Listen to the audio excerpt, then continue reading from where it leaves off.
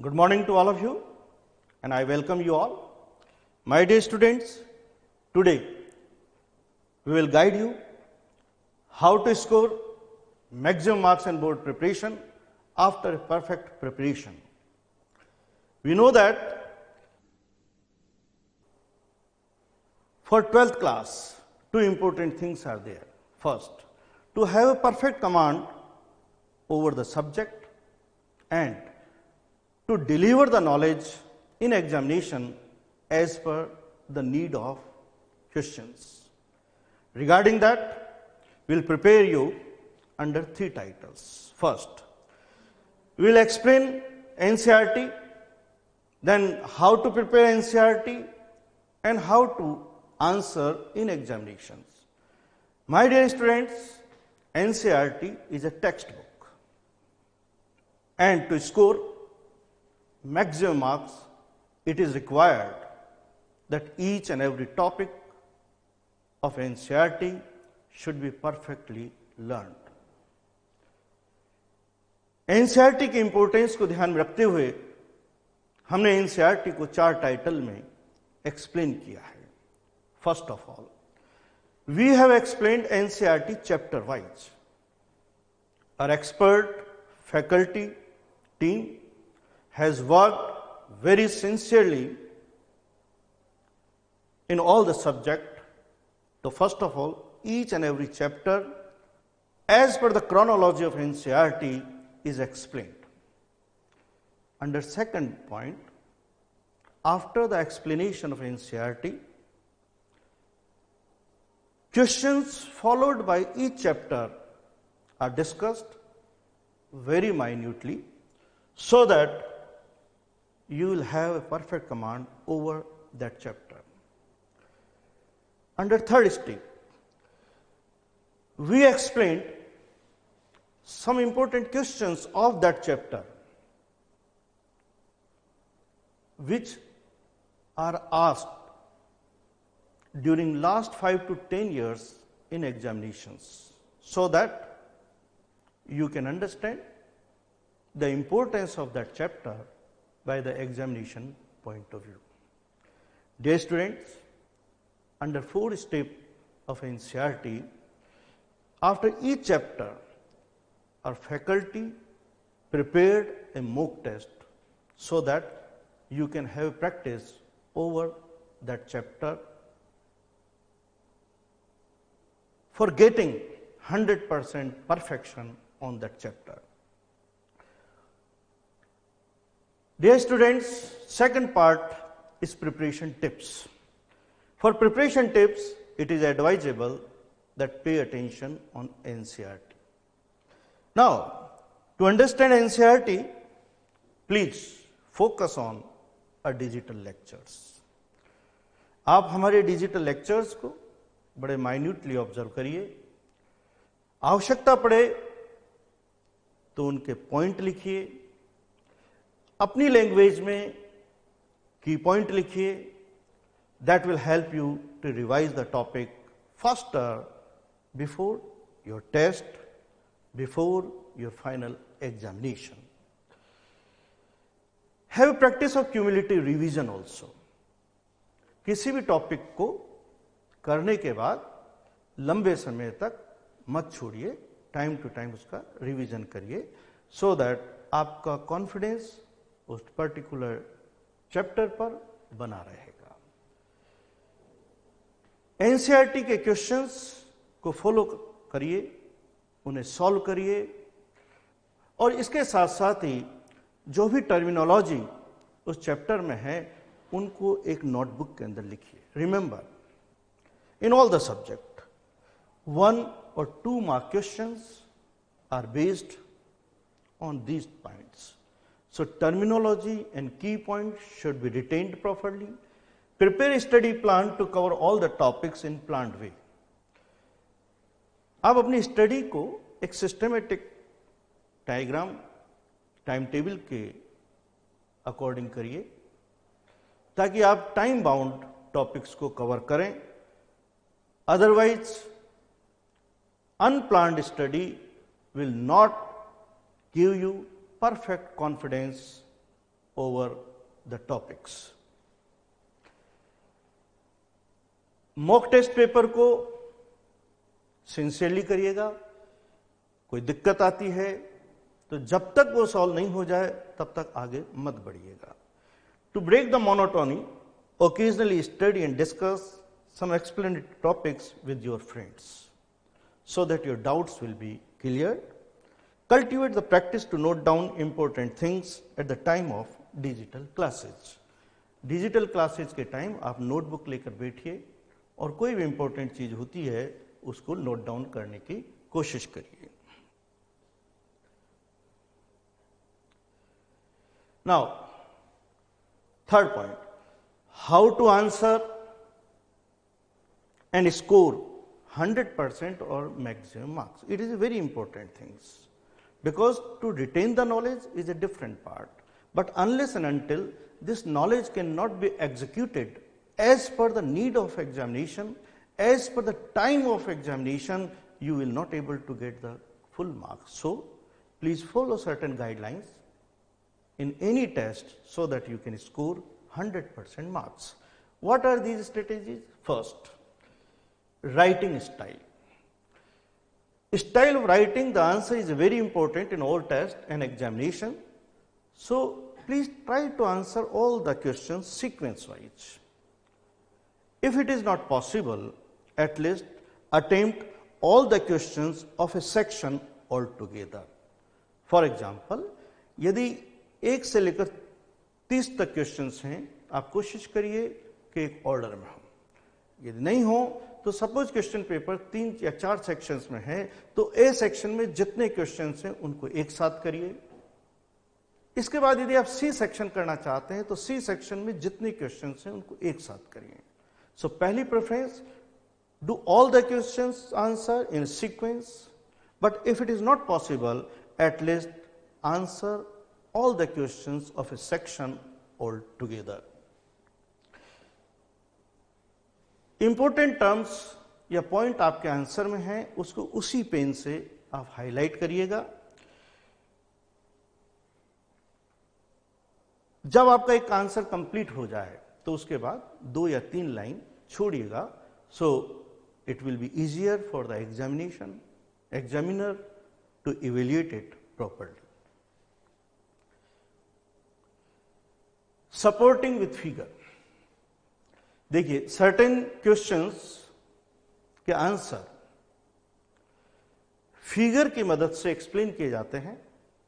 In that case, in any subject, if the answer needed figure, please answer with the help of figure, and labelling of figure should be properly and legitimately.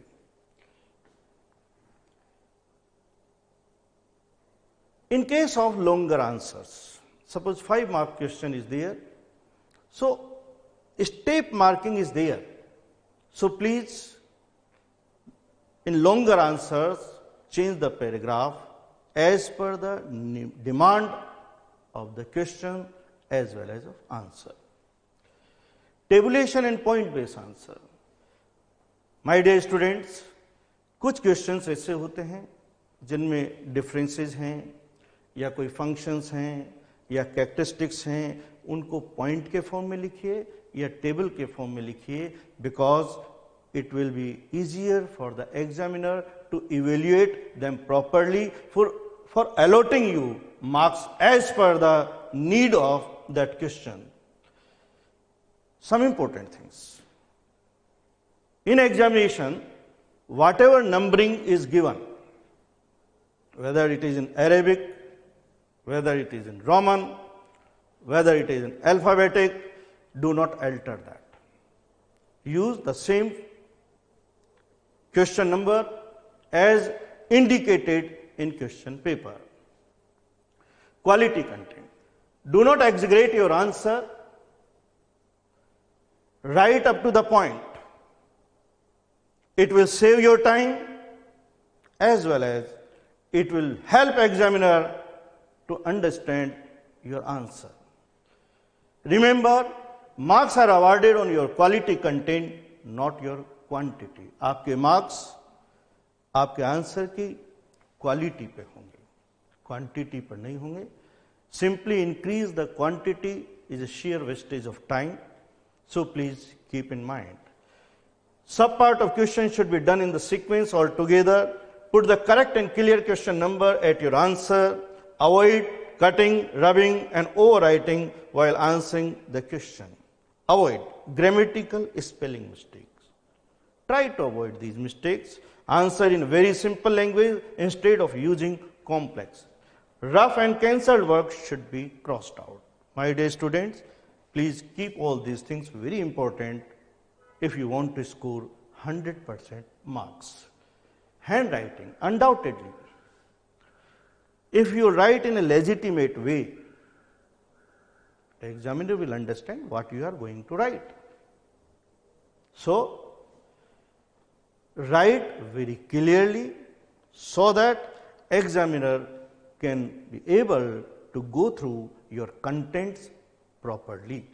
So, please be careful about that, and do not use red, green and other colored pen because they are not allowed in CBSE examination. Try to complete your paper at least 10 to 15 minutes before so that you can check whether any question is unanswered or you will be able to revise the things. Dear students, now we will discuss how to prepare for class 12th biology. As you know that this year 30% syllabus has been deleted. So first of all we will discuss about the syllabus, then we will discuss the mode of question paper. Remember, we will also discuss about practicals, and be careful that we will provide you entire guidelines regarding practicals as well as the practical demonstrations of all the practicals which are in our syllabus. First of all, we know that entire biology is divided into 5 units. Unit 1 14 marks, Unit 2 18 marks, Unit 3 14 marks, Unit 4 12 marks and Unit 5 12 marks. So overall 70 marks are of theory and 30 marks are of practicals. Now this year 5 chapters are deleted from your syllabus. Out of the Unit 1 reproduction, the first chapter reproduction in organism has been deleted. In second unit evolution is deleted. In third unit strategies for enhancement in food production is deleted.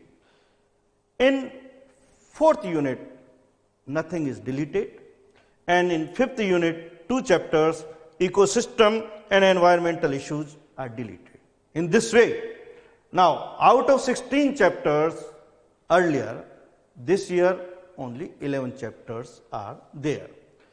And in practicals we know that one major experiment, one minor experiment of 4 marks, major experiment of 5 marks, slide preparation 5 marks, spotting 7 marks, practical record and voice that is 4 marks, and project record and voice 5 marks, 30 marks. Remember, we will provide you all entire guidelines regarding the practicals also.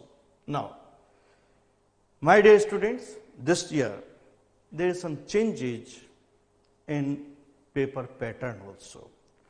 We will discuss and compare what was the earlier and what is this year. Earlier question paper was divided into 5 sections. Now this year is divided into 4 sections. What are? Please have a look over that. During 2019-20, 27 questions were there, and this year as the CBSE issued the guideline, there will be only 33 questions are there, divided into 4 sections, A, B, C and D. And all 33 questions are compulsory, but there is an internal choice. What is internal choice? Internal choice means between 2 questions, either of them to be done. This is called internal. So for example, question number 5. Of question number 5, only one question is given and then or another question is given. So either of these questions you have to attempt. This is called internal choice. Is it clear? Now, section A, देखिए this साल section A they are 16 question, 16 questions हैं और ये वाला part 22 marks का है। Question number 1 से 10 तक very short answers questions are there, may be 1 word और 1 line, nothing to be exaggerated, nothing to be explained beyond requirement. This section A 11 to 14, this is assertion region questions and how to attempt. The guidelines will be provided along with the each chapter by our faculty, in physics also, in chemistry also, in biology also, along with the chapter how to attempt the questions will be explained to you, and we have provided the sample questions along with the each chapter of this type, reason and assertion. Question number 15 and 16, that is a case based question. What is case based? Certain problems and case will be given, and out of that questions will be put to answer. Question number 15, remember this contains 5 subparts, and out of 5 subparts you have to attempt 4. Question number 16 is also same, that will be have 5 subparts and you have to answer 4. So this way 1 to 10 1 marks each, 10 marks, 11 to 14 1 marks each, 4 marks, 15 to 16, 15 question, 4 parts, 4 marks, 16 question, 4 parts, 4 marks. So this way it is of 22 marks. Now, section B, that contains 9 questions, question number 17 to 25. Each question is of 2 marks. Internal choice and 2 questions. So that part is of 18 marks. Section C, this contains 5 questions, each question is of 3 marks. Remember, 2 mark question, 3 mark question, write the answer as per the need. जितनी आवश्यकता हो उतना लिखिए. हो सकता है इसमें वो आपसे 3 कैरेक्टरिस्टिक्स पूछ लें, 3 डिफरेंस पूछ लें, 3 फंक्शन पूछ लें. कोई भी जितना पूछा जाए उस क्वेश्चन में आप उतना ही आंसर दें, इसको एग्जीक्यूट ना करें. Otherwise there will be shortage of time at the end of question paper. Now section D, this is the major part that contains 3 questions. Each question is of 5 marks. So longer questions are there which contain a longer answer. But fortunately, in all these 3 questions, there is a internal choice. My dear students, जब आप इन questions का answer दें तो questions की nature के according paragraph को change करें. इससे एग्जामिनर आपको मार्क्स अलॉट करने में पूरी जिम्मेदारी से पूरे मार्क्स दे सकता है. तो इसको ऐसे फॉर्म के अंदर न लिखें, पैराग्राफ चेंज कर करके लिखें as per the need of question. So earlier there was a E section also, but this year there is no E section. This is a complete chart of regarding the question paper, so you can understand which I just discussed.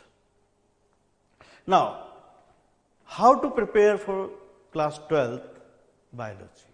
देखिए, class 12th की biology पढ़ने के लिए 100% marks लाने के लिए किस तरह से हमें आंसर देना है, किस तरह से प्लानिंग देनी है, कुछ पार्ट आपको क्लियर हैं, लेकिन कुछ इंपॉर्टेंट चीज पर्टिकुलरली बायोलॉजी के पॉइंट ऑफ व्यू से I would like to discuss here. पहली चीज, develop a habit to prepare short notes at the time of regular studies. देखिए, biology is a language based subject, and in language based subject you should also have perfection over the language, and that perfection can be developed when you cultivate the habit to write down the things in a very short way. That will help you to revise the topic, before the examination, as well as to retain the topics for longer time, as well as it will develop your writing skill, because biology is also a subject which required a lot of writing, lot of descriptions while you are answering the questions. So please be careful about that. Take a proper concentration and attraction on each figure given in NCERT. My dear students, whatever figure are given in NCERT, please do not have any controversy over that. Have a complete command over the figures given in NCERT, because they are very important while you are answering the questions, while you are drawing the figures. So please be careful about the entire figures. Cultivate the habit to study biology with the help of drawing figure. It helps to understand the topics minutely. Right way of labeling should be like that. Sometimes students draw the diagram very neatly, properly, but unfortunately they commit certain mistakes while they are labeling them. So be careful about that. What is the right way to labeling the figure? Is it like that? See that. This is the wrong way. So we are writing the ovary and cross that. This is the wrong way. Either you label right direction or left direction as per the location of the part given in the figure. Figure में जिस side पर भी part है उसी side में आप labelling करने की कोशिश करिए. जैसे this is the right way, similarly this is the wrong way and this is the right way. So be careful about that. Now, as I just explained you, मैंने भी कहा कि बायोलॉजी लैंग्वेज बेस्ड है. हम यदि इसको ज़्यादा लंबे टाइम तक रिवाइज नहीं करेंगे तो भूलने के चांसेस रहते हैं, और फिर जब हम दोबारा इसको पढ़ेंगे तो फिर उतना ही टाइम लग जाएगा जितना पहली बार लर्न करने पे लगा था. इसलिए कम से कम हर चैप्टर को एटलीस्ट 3 बार प्रॉपरली रिवाइज करिएगा. Prepare the project and activity along with the practical works and simultaneously अपने स्टडी प्लान को इस तरह से करिए कि आपका प्रैक्टिकल वर्क भी कंप्लीट होता रहे. Otherwise during the last 3 months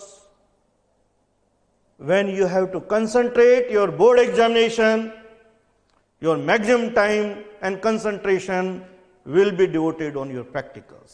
So please prepare project and other work of practical simultaneously so that at the cost of the main examination you will not spend your time on your practicals. Now, study and learn the chapters first, those you find easier, at least boost your confidence. There are certain chapters in all the subjects, particularly in biology, which you can do well. आपने यदि suppose करिए 11 chapters हैं और 11 chapters में यदि आपको 5 chapter बहुत easy लगते हैं, आप पहले उनको करिए. अब जब आप 5 चैप्टर पर कमांड हो जाएगा तो आपका कॉन्फिडेंस बढ़ जाएगा, आपकी फीलिंग चेंज हो जाएगी. सो पहले जो चैप्टर आपको इजी लगते हों उन्हें आप पहले करिए. इससे आपका कॉन्फिडेंस लेवल बढ़ेगा, आपका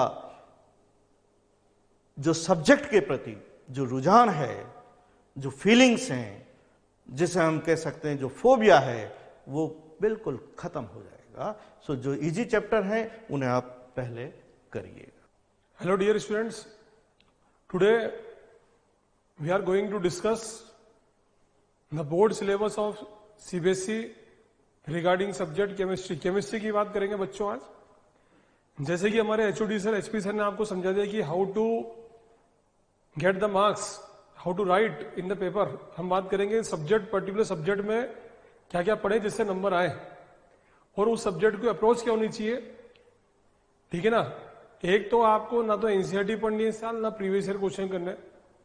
आपको एनसीईआरटी में वही क्वेश्चन करना है जो हम आपको बताएंगे, क्योंकि 30% सिलेबस रिड्यूस हो चुका है बच्चों. प्रीवियस ईयर क्वेश्चन आपको अपने हिसाब से नहीं करने.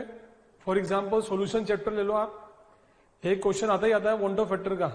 वॉन्ट ऑफ फैक्टर इस साल है ही नहीं आपके कोर्स में, तो आप खुद ही कंफ्यूज हो जाएंगे कि आप पढ़ें क्या छोड़े। तो हम बताएंगे आपको कि प्रीवियस ईयर में भी कौन से क्वेश्चन करने हैं, किस टाइप के क्वेश्चन करने हैं, समझ गए ना। ऐसा ऑर्गेनिक के अंदर डाइजोनियम सॉल्ट की रिएक्शन आती है हर साल। आपको बड़े बड़े कन्वर्जन सब डाइजोनियम सॉल्ट के माध्यम से होंगे। एरोमेटिक के जितने भी कन्वर्जन होते हैं वो है ही नहीं साल, डाइजोनियम सॉल्ट ही नहीं आपके कोर्स में। तो आप बिल्कुल फंस जाएंगे। नंबर लाना बहुत आसान है, 30% सिलेबस रिड्यूस हो चुका है। आप हमारी गाइडलाइंस को फॉलो करें, ठीक है ना। 100 आउट ऑफ 100 की बात कर रहे हैं हम लोग, 100 आउट ऑफ 100 नंबर की बात कर रहे हैं कि क्या पढ़ के जाए जिसमें मिनिमम इनपुट में मैक्सिमम आउटपुट आ जाए आपका। तो केमिस्ट्री में सबसे पहले बात करेंगे बच्चों सेशन की हमारे 2020-2021 में सिलेबस में क्या क्या चेंजेस हुए। तो मोटा मोटा मैं आपको बता देता हूँ, बाकी इन सबकी पीडीएफ तो आपको मिलेगी, ठीक है ना। तो आपको नोट करने की कुछ भी जरूरत नहीं है, आपको इन सबकी पीडीएफ हम प्रोवाइड करा देंगे, ठीक, आपके पोर्टल पर आ जाएगी। पहले यूनिट 1 जो था सॉल्यूशन था, अब सॉलिड स्टेट आ चुका है, ये नया चैप्टर इंट्रोड्यूस हो चुका है वापिस से, ठीक है ना। और फिर देखेंगे आप कि यहां पर एक मेटलर्जी चैप्टर था, ये हट चुका है इस साल। देखो आप है ही नहीं इस साल कोर्स में। पी ब्लॉक में ग्रुप 15 नहीं था, इस साल ग्रुप 15 में सिर्फ नाइट्रोजन फैमिली आ चुकी है। वेटेज वाइज बहुत चेंज हुआ है बच्चों। तो ये 19 नंबर की ही है आईओसी अभी भी, ये देखो आप, लेकिन सिर्फ 3 चैप्टर में डिस्ट्रीब्यूट है, ठीक है ना। ये 5 चैप्टर में डिस्ट्रीब्यूट होगी अब आईओ फिजिकल केमिस्ट्री, ये देखो पहले 4 चैप्टर में डिस्ट्रीब्यूट थी। तो वेटेज वाइज बहुत सारी चेंज होंगी। देखिए आप ऑर्गेनिक के अंदर पॉलीमर बायोमोलिक्यूल में वाइटामिन सारा कट गया, हार्मोन्स कट गया, और पॉलीमर एवरेज लाइफ तो पूरे चैप्टर ही कट गए, ये देखिए आप। तो यहां पर टोटल 3 चैप्टर तो ऑलरेडी पूरे डिलीट हो चुके हैं, प्लस एनसीईआरटी के अंदर भी बहुत सारी चीजें डिलीट हो चुकी हैं। मैं चैप्टर वाइज आपको बताता हूं कि क्या क्या पढ़ना है, क्या क्या छोड़ना है। तो सबसे पहले बात करेंगे सॉलिड स्टेट की, पूरा पढ़ना है, सिर्फ इलेक्ट्रिक और मैग्नेटिक प्रॉपर्टी छोड़नी है जो आपके कोर्स में नहीं है इस साल, ठीक। सॉल्यूशन चैप्टर में बात करेंगे, पूरा पढ़ना है। कोलिगेटिव प्रॉपर्टी नहीं पढ़नी, एब्नॉर्मल मॉलिक्यूलर वेट नहीं पढ़ना, वॉन्ट ऑफ फैक्टर नहीं पढ़ना, ये चीजें नहीं पढ़नी, इसका ध्यान रखें आप। तो बस मेन चीज, बाकी तो एसिडिस पढ़ना ही है, ठीक। और क्या क्या पढ़ना है, कैसे क्वेश्चन आते हैं, कैसे रीजनिंग बेस्ड क्वेश्चन आते हैं, वो हम बताएंगे अभी चैप्टर वाइज, वो भी बात करेंगे। पहले हम सिलेबस को थोड़ा सा ओवरव्यू कर लें। इलेक्ट्रोलाइसिस यानी फेरेडे लॉ पूरा छोड़ना है, फ्यूल सेल छोड़ना है, गैल्वेनिक सेल छोड़ना है, उनकी वर्किंग प्रिंसिपल छोड़ना है, कोरोजन थ्योरी छोड़नी है, बैटरी सारी छोड़नी है आपको। तो बहुत ईजी कर दिया उन्होंने, नंबर लाना बहुत आसान है, सिर्फ अप्रोच सही होनी चाहिए आपकी। इन टॉपिक पे क्वेश्चन कैसे बनेंगे वही बात करेंगे, किन फॉर्मूले को पढ़ना है वही बात करेंगे, कौन से फॉर्मूले इंपोर्टेंट है। काइनेटिक्स में देखो एक्टिवेशन एनर्जी की बात का सारा छोड़ना आपको, कोलिजन थ्योरी से सिर्फ आपको 0 ऑर्डर फर्स्ट ऑर्डर तक पढ़ना है, बस बाकी का नहीं पढ़ना आगे का। सरफेस केमिस्ट्री बात करें, catalyst, homogeneous heterogeneous catalyst, enzyme catalyst, colloidal में emulsion, type of emulsion, activity, selectivity सारा छोड़ना है, बाकी तो पढ़ना है। कोगुलेशन पी ब्लॉक में जो मैंने बोला आपको, ग्रुप 15 में सिर्फ नाइट्रोजन फैमिली तक पढ़ना है, ठीक। ग्रुप 16 पूरा पढ़ना है, 17, 18 पूरा पढ़ना है। डिलीटेड पोर्शन में देखिए आप, ये फॉस्फोरस पूरा छोड़ना है, सल्फ्यूरिक एसिड कॉन्टैक्ट प्रोसेस छोड़ना है, नहीं पढ़ना, उसका इंडस्ट्रियल प्रोसेस, ठीक। Manufacturing of oxide of nitrogen छोड़ना है, सिर्फ स्ट्रक्चर पढ़ने। फॉस्फोरस तो पूरा छोड़ना आपको, उनकी हेलाइड्स, PCl3, PCl5 यानी एनसीईआरटी पढ़ोगे सब मिलेगा आपको, लेकिन बोर्ड में इस साल नहीं आएगा, ठीक। डीएनए ब्लॉक की बात करें तो preparation properties of dichromate, परमैग्नेट, K2Cr2, KMnO4 पूरा छोड़ना है। लेंथेन एक्टिनेट की कंपेरिजन छोड़ना है आपको, एक्टिनेट पूरी फैमिली छोड़नी है, बहुत इजी कर दिया उन्होंने। डी ब्लॉक भी देखो आप, कोडिशन कंपाउंड में पूरा आइसोमेरिज्म छोड़ना है, पूरा स्टीरो आइसोमेरिज्म पूरा छोड़ना, आइसोमेरिज्म पूरा ही छोड़ना है। इंपॉर्टेंस ऑफ कोडिशन कंपाउंड छोड़ना, एक्सट्रैक्शन ऑफ मेटल छोड़ना है, सिर्फ वंडर थ्योरी तक पढ़ना आपको, ठीक है ना। VBT पढ़नी है, CFT पढ़नी है, एलिमेंट्री आइडिया चाहिए, ठीक। उसमें भी क्या क्या पढ़ना हो बता ही दूंगा मैं भी आपको। हेलो अल्केन में आपको यूजेस चैप्टर के बिल्कुल लास्ट में दे रखे, फ्रियोन्स, आइडोफॉर्म, DDT, इन सबको छोड़ना है आपको। आगे प्रिपरेशन प्रॉपर्टीज पूरी पढ़नी है। एल्कोहल में भी आपको प्रिपरेशन ऑफ मिथिनॉल, इथेनॉल छोड़ना है, कमर्शियल प्रिपरेशन जिसे हम बोलते हैं। इथेनॉल की सुक्रोज से जो होती है पूरी फर्मेंटेशन वाली प्रोसेस पूरी छोड़नी है। एल्डिहाइड कीटोन पूरा पढ़ना है, इसमें कुछ भी नहीं कटा, तो सबसे इंपॉर्टेंट चैप्टर ऑर्गेनिक का यही रहेगा। अमीन में देखो आप, मैं जो बोल रहा था डाइजोनियम सॉल्ट पूरा कट गया, ठीक, उनकी रिएक्शन, उनकी प्रिपरेशन, उनकी प्रॉपर्टी, साइनाइड, आइसोसाइनाइड सब कट गया, सिर्फ अमाइन पढ़ना है ओनली, कुछ भी नहीं पढ़ना आपको, ठीक है ना। नथिंग एल्स, नाइट्रो वाइट्रो कुछ भी नहीं पढ़ना। बायोमोलिक्यूल में कार्बोहाइड्रेट पढ़ना है, लेकिन आपको सिर्फ मोनोसैकेराइड, डाइसैकेराइड, इनकी इंपॉर्टेंस पढ़नी है, इनके स्ट्रक्चर पे भी नहीं आना। स्टार्च, पॉलीसैकेराइड, ये कुछ भी नहीं पढ़ने से पता होना चाहिए क्या होना चाहिए। अमीनो एसिड पढ़ना, अमीनो एसिड पे बहुत अच्छा काम करना है आपको, प्रोटीन्स पे काम करना है, वाइटामिन छोड़ना है, डीएनए आरएनए का कंपैरिजन जरूर करेंगे आप, ठीक। ये देखिए आप sucrose, lactose, maltose, polysaccharide, starch ये सब छोड़ना है, इंपॉर्टेंस ऑफ कार्बोहाइड्रेट, हार्मोन्स छोड़ना है, वाइटामिन पूरा छोड़ना आपको, बहुत simple. This is about the syllabus बच्चों। अब मैं चैप्टर वाइज भी बात करूंगा, उससे पहले मैं आपको बता दूं इस सेशन में ये 3 चैप्टर तो पूरे पूरे कट चुके हैं। मेटलर्जी कट गया, जो आपकी बुक में यूनिट नंबर 6 है ये कट गया, यूनिट नंबर 15 और 16 भी कट गया, देखिए आप, वो सिंपल। ये एनसीईआरटी की यूनिट नंबर बता दिए मैंने आपको, ये पूरे पूरे कट गए। अब बात करें प्रैक्टिकल की, प्रैक्टिकल में क्या क्या है। एक तो वॉल्यूमेट्रिक एनालिसिस है जिसमें हम टाइट्रेशन का एक्सपेरिमेंट आपको कराएंगे बच्चों। सॉल्ट एनालिसिस में कैटायन आयन पूरा 8 नंबर का। कंटेंट बेस्ड एक्सपेरिमेंट जिसमें आपको फंक्शन ग्रुप हम वो करवाएंगे, identification of organic compound. Poet work and class note viva, इनके 8 मार्क्स होते हैं। तो पोएट वर्क में कैसे कैसे बनाना होता है वो हम प्रैक्टिकल क्लास में आपको समझाएंगे। टोटल 30 मार्क्स के प्रैक्टिकल है बच्चों, तो ये भी आपको पूरा डिजिटल बोर्ड पे बताया जाएगा कि कैसे कैसे प्रैक्टिकल आते हैं और कैसे कैसे आप उनका कंफर्मेटरी करेंगे, पूरा क्लास होगी उसकी। मैं पेपर का कंपैरिजन करूं, इस साल पेपर का पैटर्न भी चेंज है बच्चों। सबसे पहले देखें आप, पिछले साल क्वेश्चन नंबर 37 थे, इस बार 33 रह गए। लेकिन अगर मैं बात करूं तो इंटरनल चॉइस बढ़ चुकी है, लेकिन अंदर के जो क्वेश्चन मिला के टोटल 80 क्वेश्चन कर दिए उन्होंने, क्वेश्चन बढ़ गए ज्यादा। क्वेश्चन तोड़ तो दिए, मोटे मोटे क्वेश्चन तो 33 कर दिए, लेकिन अंदर जो क्वेश्चन के पार्ट्स है ना वो बहुत ज्यादा बढ़ा दिए इन लोगों ने। तो आपकी स्पीड वो अच्छी होनी चाहिए, एक्यूरेसी वो अच्छी होनी चाहिए, टू द पॉइंट पढ़ना, को रटने वाला काम खत्म कर दिया इन्होंने। आप देखें पहले क्वेश्चन जो भी देखेंगे इस साल देखेंगे, एक आपके पास 2 केस स्टडीज आएंगी, केस 1 केस 2, पहले एक ही आती थी। एक पैसेज मिलेगा, तो पैसेज के ऊपर कैसे कैसे क्वेश्चन आते हैं, कौन कौन से इंपॉर्टेंट पैसेज है उसके भी हम आपको पूरा पढ़ा देंगे। तो पैसेज हर चैप्टर वाइज बताएंगे आपको पैसेज, ठीक है ना। अभी तो हम फिलहाल ये बताते हैं कि जो एक पैसेज मिलेगा जिसमें एमसीक्यू क्वेश्चन आएंगे, एमसीक्यू मतलब 4 ऑप्शन होंगे। फिर एक पैसेज मिलेगा उसमें 4 एआर आएंगी, तो 2 केस स्टडी आएंगी आपके। इतिहास में पहली बार, हिस्ट्री में पहली बार 2 केस स्टडी आ रही है as it is in chemistry. Total AR जो आएंगी इस बार आपकी 9 मार्क्स की आएंगी एआर, ठीक है ना। पहले सिर्फ 5 मार्क की थी, 9 4 तो यही आ गई आपकी एआर। फिर 3 से 11 क्वेश्चन आपके एमसीक्यू हो जाएंगे इस बार, और 12 से 16 फिर देखिए आप एआर आएगी जो 1 मार्क्स की। ये टोटल आपके टोटल मिलाएंगे क्वेश्चन को, ये टोटल 22 नंबर के क्वेश्चन होंगे ऑब्जेक्टिव। ये आपका सेक्शन ए होगा पूरा। सेक्शन बी में जाएंगे 2 मार्क्स के होंगे, जिसमें इंटरनल चॉइस 3 होंगी, ठीक, और जिसमें 9 क्वेश्चन पूछे जाएंगे आपसे 2 मार्क्स के। उन 2 मार्क्स में भी 2-2 पार्ट होंगे, ध्यान रखना। पेपर लेंदी कर दिया, टू द पॉइंट चलना है। पेपर आपका 1.5 से 2 घंटे में खत्म होगा, आप बिल्कुल सटीक चलेंगे, हमारी गाइडलाइंस को फॉलो करेंगे और कुछ भी नहीं करना आपको, तो ठीक है ना। 26 से 30 ये 5 क्वेश्चन आएंगे, जिसमें 2 इंटरनल चॉइस होगी 3 मार्क्स के, और 31 से 33 ये 5 मार्क्स के क्वेश्चन होंगे, इसमें सब में चॉइस होगी, तीनों क्वेश्चन में चॉइस होगी। बहुत इजी पेपर, देखो आप, चॉइस ही चॉइस गिने तो कितनी सारी चॉइस है। पीछे भी चॉइस दे रखी है हमने, देखो आप, ये पैसेज में भी चॉइस, एआर में भी चॉइस, यहाँ एमसीक्यू में भी 4 चॉइस बढ़ा दी इन्होंने, तो पेपर बहुत इजी कर दिया। आपको एक पर्टिकुलर चीज पे स्ट्रिक्ट नहीं होकर चलना, काम की बात को पहले पढ़ना है। चाहो तो आप इन चीजों को कॉपी में इसी टाइप से नोट्स बना ले जो हम बता रहे हैं आपको, ठीक है ना। अब हम चैप्टर वाइज बताएंगे। सबसे पहले बात करेंगे बच्चों फिजिकल केमिस्ट्री की। फिजिकल केमिस्ट्री में सबसे पहले चैप्टर आता है सॉलिड स्टेट। सॉलिड स्टेट में आप डिफेक्ट पे बहुत अच्छा काम करेंगे। इसमें रीजनिंग बेस्ड क्वेश्चन करेंगे, वाई वाले क्वेश्चन, क्योंकि एआर जुड़ी गया, बताई दिया मैंने आपको। रीजनिंग बेस्ड वाले question, why NaCl do not shows Schottky defect, यूं question, do not shows Frenkel defect, ऐसे क्वेश्चन, ठीक। तो ऐसे क्वेश्चन पे काम करेंगे आप। Why AgPr persist both Schottky and Frenkel defect, तो ये डिफेक्ट में आप सबसे अधिक इन दोनों पे काम करेंगे। और एनायन वैकेंसी मतलब एफ सेंटर जिसे हम बोलते हैं, ये लिखी दिया हमने एफ सेंटर, ठीक है ना। मेटल एक्सिस डिफेक्ट पे काम करेंगे। इन 4 डिफेक्ट पे बहुत अच्छा काम करना आपको, जो मैंने नाम बता दिए। वैकेंसी इंटरस्टिशियल पढ़ोगे ठीक, नहीं पढ़ोगे ठीक, कोई दिक्कत नहीं है, लेकिन इनको तो बहुत अच्छे तरीके से काम करना आपको, ठीक। बात करें ये यूनिट सेल में ये टेबल को बहुत अच्छा याद कर लेंगे आप, इस पे से क्वेश्चन आना ही आना। कोऑर्डिनेशन नंबर क्या होता है, जेड क्या होता है, एफिशिएंसी क्या होती है, डायरेक्ट बताओ, घर जाओ, निकालने की जरूरत नहीं पड़ेगी आपको। डेंसिटी का फॉर्मूला, ये फॉर्मूले पे काम करेंगे, ये पता ही है आपको फॉर्मूला, ठीक है ना।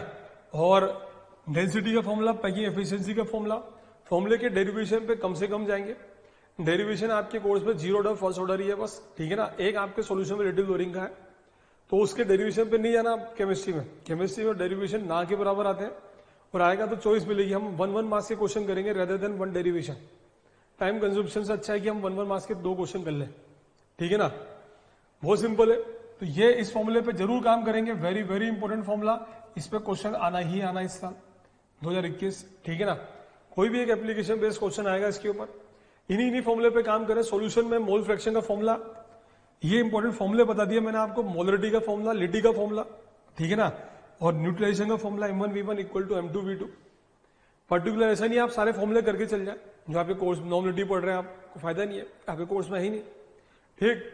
पीपीएम का फॉर्मूला पढ़ेंगे, रॉड्स लॉ का फॉर्मूला पढ़ाइए आपको। रॉड्स लॉ क्या होता है, rods law for non volatile solute जरूर पढ़ेंगे। इसके ऊपर न्यूमेरिकल आएगा बच्चों। न्यूमेरिकल जिन जिन पे आएंगे वो मैं लिख के दे देता हूँ आपको, ठीक है ना। ये लीजिए आप फॉर्मूला लिस्ट फॉर न्यूमेरिकल। इन पे डायरेक्ट न्यूमेरिकल्स आएंगे। फॉर आइसोटोनिक आपको पता ही है π1 इक्वल टू π2। ये आपको बहुत अच्छा ज्ञान होना चाहिए। आइसोटोनिक क्या होता है, हाइपर क्या होता है, हाइपो क्या होता है। इसके ऊपर रीजनिंग बेस्ड क्वेश्चन आएंगे बच्चों। रीजनिंग बेस्ड क्वेश्चन ऑस्मोसिस पे जनरली रीजनिंग आती है, तो जहां जहां रीजनिंग आती है मैं मार्क करते आ रहा हूं, जिससे आपकी एआर में हेल्प होगी। अच्छा, आपको रीजनिंग रटनी नहीं, आपको एआर ए मिलेगा, आर भी मिलेगा। ये पैटर्न पहले एम्स में चला करता था, याद होगा आपको। तो आपको एडिशन भी मिलेगा, रीजन भी मिलेगा, आपको सिर्फ टिक मारना है बच्चों। तो आपको जैसे क्लू मिला आंसर हो गया आपका, तो आपको उसमें घुसना नहीं है, रटना नहीं है उसको। तो ये फॉर्मूला लिस्ट है बच्चों। पॉजिटिव नेगेटिव डेविएशन का आइडेंटिफिकेशन आना चाहिए आपको। जीरो डेविएशन मतलब कि आइडियल सॉल्यूशन। इनका आइडेंटिफिकेशन आना चाहिए, मतलब क्या कि हम आपको बोलेंगे क्लोरोफॉर्म एसीटोन, बताओ कौन सा एजिट्रोपिक मिक्सचर बनेगा, मिनिमम बॉलिंग या मैक्सिमम बॉलिंग। डायरेक्ट सिंपल सा क्वेश्चन आएगा। आइडेंटिफिकेशन ग्राफ पे भी पढ़ ले तो अच्छी बात, ठीक, लेकिन आइडेंटिफिकेशन अच्छा आना चाहिए आपको। और ये फॉर्मूले, ये एग्जाम्पल पढ़ ले, इन्हीं में से क्वेश्चन आना ही आना है, ठीक। एक क्वेश्चन निश्चित होता है कि इसमें से आना है 100%, ठीक। आगे चलेंगे इलेक्ट्रोकेमिस्ट्री में। इलेक्ट्रोकेमिस्ट्री में सबसे इंपॉर्टेंट फॉर्मूला जो होता है रेजिस्टेंस का फॉर्मूला, इसे बोलते हैं स्पेसिफिक कंडक्टिविटी। इसकी डेफिनेशन भी चाहिए हमें, define specific conductivity. Resistance, cell constant, ये फॉर्मूले हम सब फिजिक्स में ऑलरेडी पढ़ लेते हैं। हमारा जो काम करवाएगा, एक तो कप्पा पे काम करवाएगा, एक मोलर कंडक्टिविटी पे काम कराएगा, ये इसकी डेफिनेशन पूछेगा डायरेक्ट, ठीक। दूसरा काम करवाएगा आपसे कि आपसे बोलेगा स्ट्रॉन्ग और वीक इलेक्ट्रोलाइट की ग्राफ कैसे होते हैं, उनका स्लोप भी निकलवाना आना चाहिए आपको। पूरे अच्छा एनालिसिस आना चाहिए। स्ट्रॉन्ग का स्ट्रेट लाइन, वीक का कर्व होता है, तो ग्राफिकल नॉलेज पूरी होनी चाहिए आपकी, ठीक है ना। ये ग्राफ कैसे कैसे बनेंगे, उनका वेरिएशन क्या होगा, कोलरॉस लॉ क्या होता है, ये बहुत अच्छा आना चाहिए, ठीक। कोलरॉस लॉ पे एक क्वेश्चन आएगा। तो डेफिनेशन, ओनली डेफिनेशन पे काम करें। इनके न्यूमेरिकल्स पे काम करेंगे। फॉर्मूला बताई दिया मैंने आपको, इन्हीं फॉर्मूले पे काम करें फॉर न्यूमेरिकल। नेक्स्ट इक्वेशन का फॉर्मूला, ठीक है ना। नेक्स्ट इक्वेशन में भी हमारे पास 3 फॉर्मूले बन जाते हैं। एक तो ई नॉट सेल वाला, इसमें हम ई सेल निकालते हैं। दूसरा केसी के साथ रिलेशनशिप, इक्विलिब्रियम कांस्टेंट के साथ रिलेशनशिप, ठीक है। और तीसरा जो होता है आपके पास जी वाला, जी इक्वल टू क्या होता है, minus n F in naught cell. G naught equal to minus n F in naught cell. इस पे काम करेंगे आप बच्चों, बस इन पे काम करेंगे। 3 फॉर्मूले हो गए नेक्स्ट इक्वेशन के। तो ये मान के चलो, ये एक क्वेश्चन पूरा एक तरफ और पूरी थ्योरी एक तरफ, चॉइस मिलेगी। अगर हमने इस पे अच्छा काम कर लिया, एक तो नेक्स्ट इक्वेशन पे, एक इक्विलिब्रियम कांस्टेंट पर, एक इस पे, ठीक, कम से कम एनसीईआरटी के सॉल्व एग्जाम्पल कर लिए। यह जो क्वेश्चन एनसीईआरटी के इंपॉर्टेंट क्वेश्चन है, हम बता ही देंगे आपको चैप्टर वाइज, ठीक है ना, वो कर लिए। प्रीवियस ईयर में भी पर्टिकुलर क्वेश्चन ही कर लिए, तो आपका काम हो जाएगा। इससे ज्यादा उलझने की जरूरत नहीं है। एनसीईआरटी के एक्सरसाइज पे जाने की जरूरत नहीं है इनमें, इन फिजिकल केमिस्ट्री में खासकर। कई बच्चे को क्वेश्चन आते हैं कि सर न्यूमेरिकल में हम पीछे की एक्सरसाइज में कौन कौन से क्वेश्चन करें, कुछ नहीं करना, ठीक है ना। आपको सिर्फ इन्हीं के ऊपर क्वेश्चन करना है, इन्हीं फॉर्मूले पे क्वेश्चन करें, ठीक। सॉल्व एग्जाम्पल कर ले एनसीईआरटी के, नथिंग एल्स, काम हो जाएगा आपका, ठीक। काइनेटिक्स की बात करें, डेफिनेशन पढ़नी है आपको, ऑर्डर की पढ़नी है, मॉलिक्यूलरिटी पढ़नी है, सूडो यूनिमोलिकुलर रिएक्शन, इनकी तो आपको डेफिनेशन पढ़नी ही पढ़नी है, ठीक। आपको रेट कांस्टेंट के हाफ लाइफ का फॉर्मूला पता होना चाहिए, इंटीग्रेटेड रेट लॉ का फॉर्मूला पता होना चाहिए। इस पे एक न्यूमेरिकल पक्का आता है 100%, ठीक। ये जीरो ऑर्डर, ये इनके graph, zero order first order के ग्राफ, ठीक। फिर ये सारे मैंने आपको बता दिया कि कहां पे आपको जीरो ऑर्डर मिलेगा। इसको पढ़ने से आपका करीब करीब चैप्टर पूरा ओवरव्यू हो जाएगा। ये सिनोप्सिस टाइप का एक चीज है आपके सामने, तो आपको एक्स्ट्रा नहीं पढ़ना पड़ेगा। ये फॉर्मुला लिस्ट दे दी मैंने आपको पूरी, ठीक।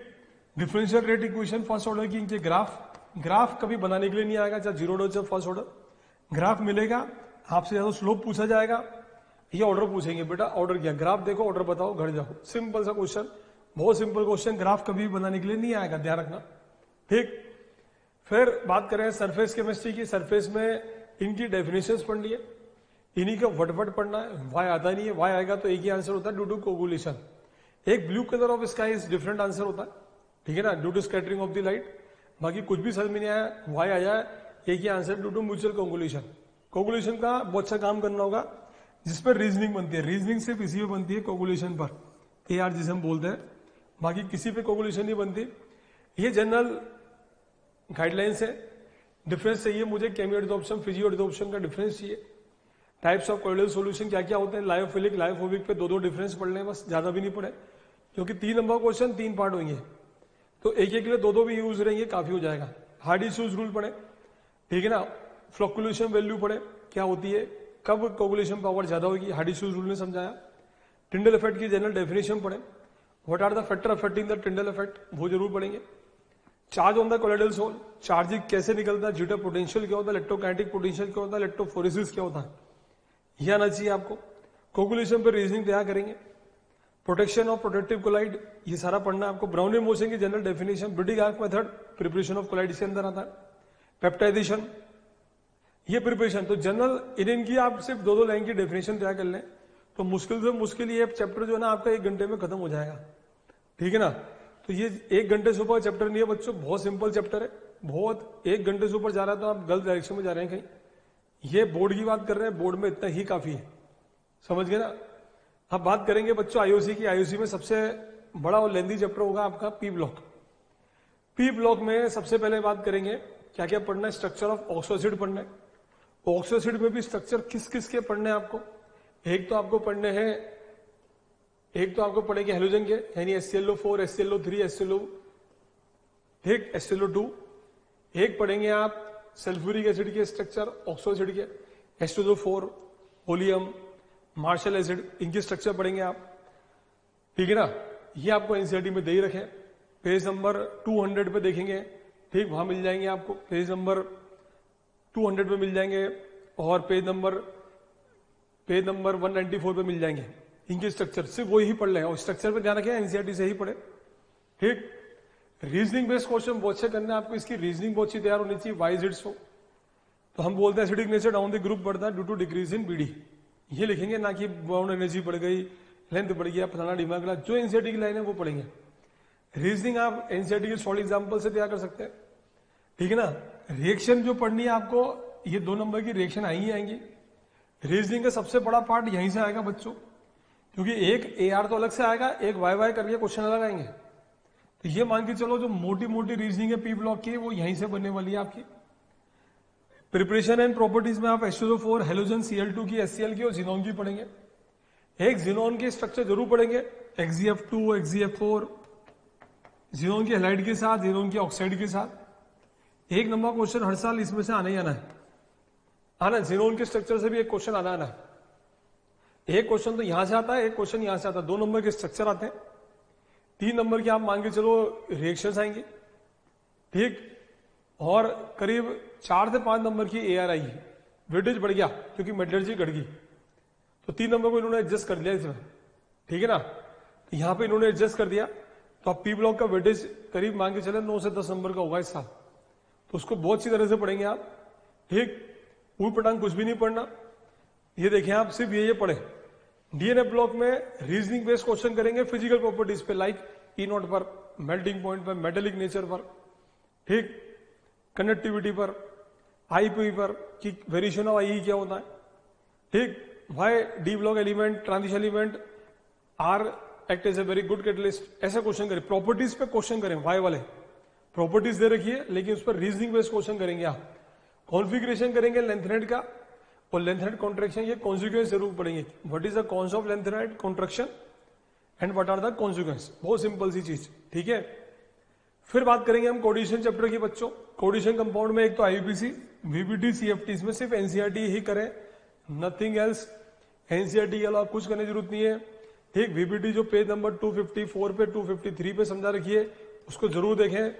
डब्बा डब्बी आप गलत भरते हैं, शॉर्ट ट्रिक नहीं लगानी यहाँ पर, ठीक है ना। डब्बा गलत भरते हैं आपके नंबर कट जाएंगे। इन चीजों पे फोकस करें, पूरा पेपर इसके इर्द गिर्द घूमेगा आपका। इसमें आईयूपीएसी में ज्यादा उटपटांग नहीं जाए, सिर्फ सोल्ड एग्जाम्पल कर लें, ठीक है ना। आप लोग कैटाइन आयन के साथ आयन लिखते हैं, टेट्राक्लोराइड निकलेट आयन, आयन शब्द यहाँ पे यूज नहीं करना, इसलिए मैं कह रहा हूँ एनसीईआरटी के सोल्ड एग्जाम्पल कर लें।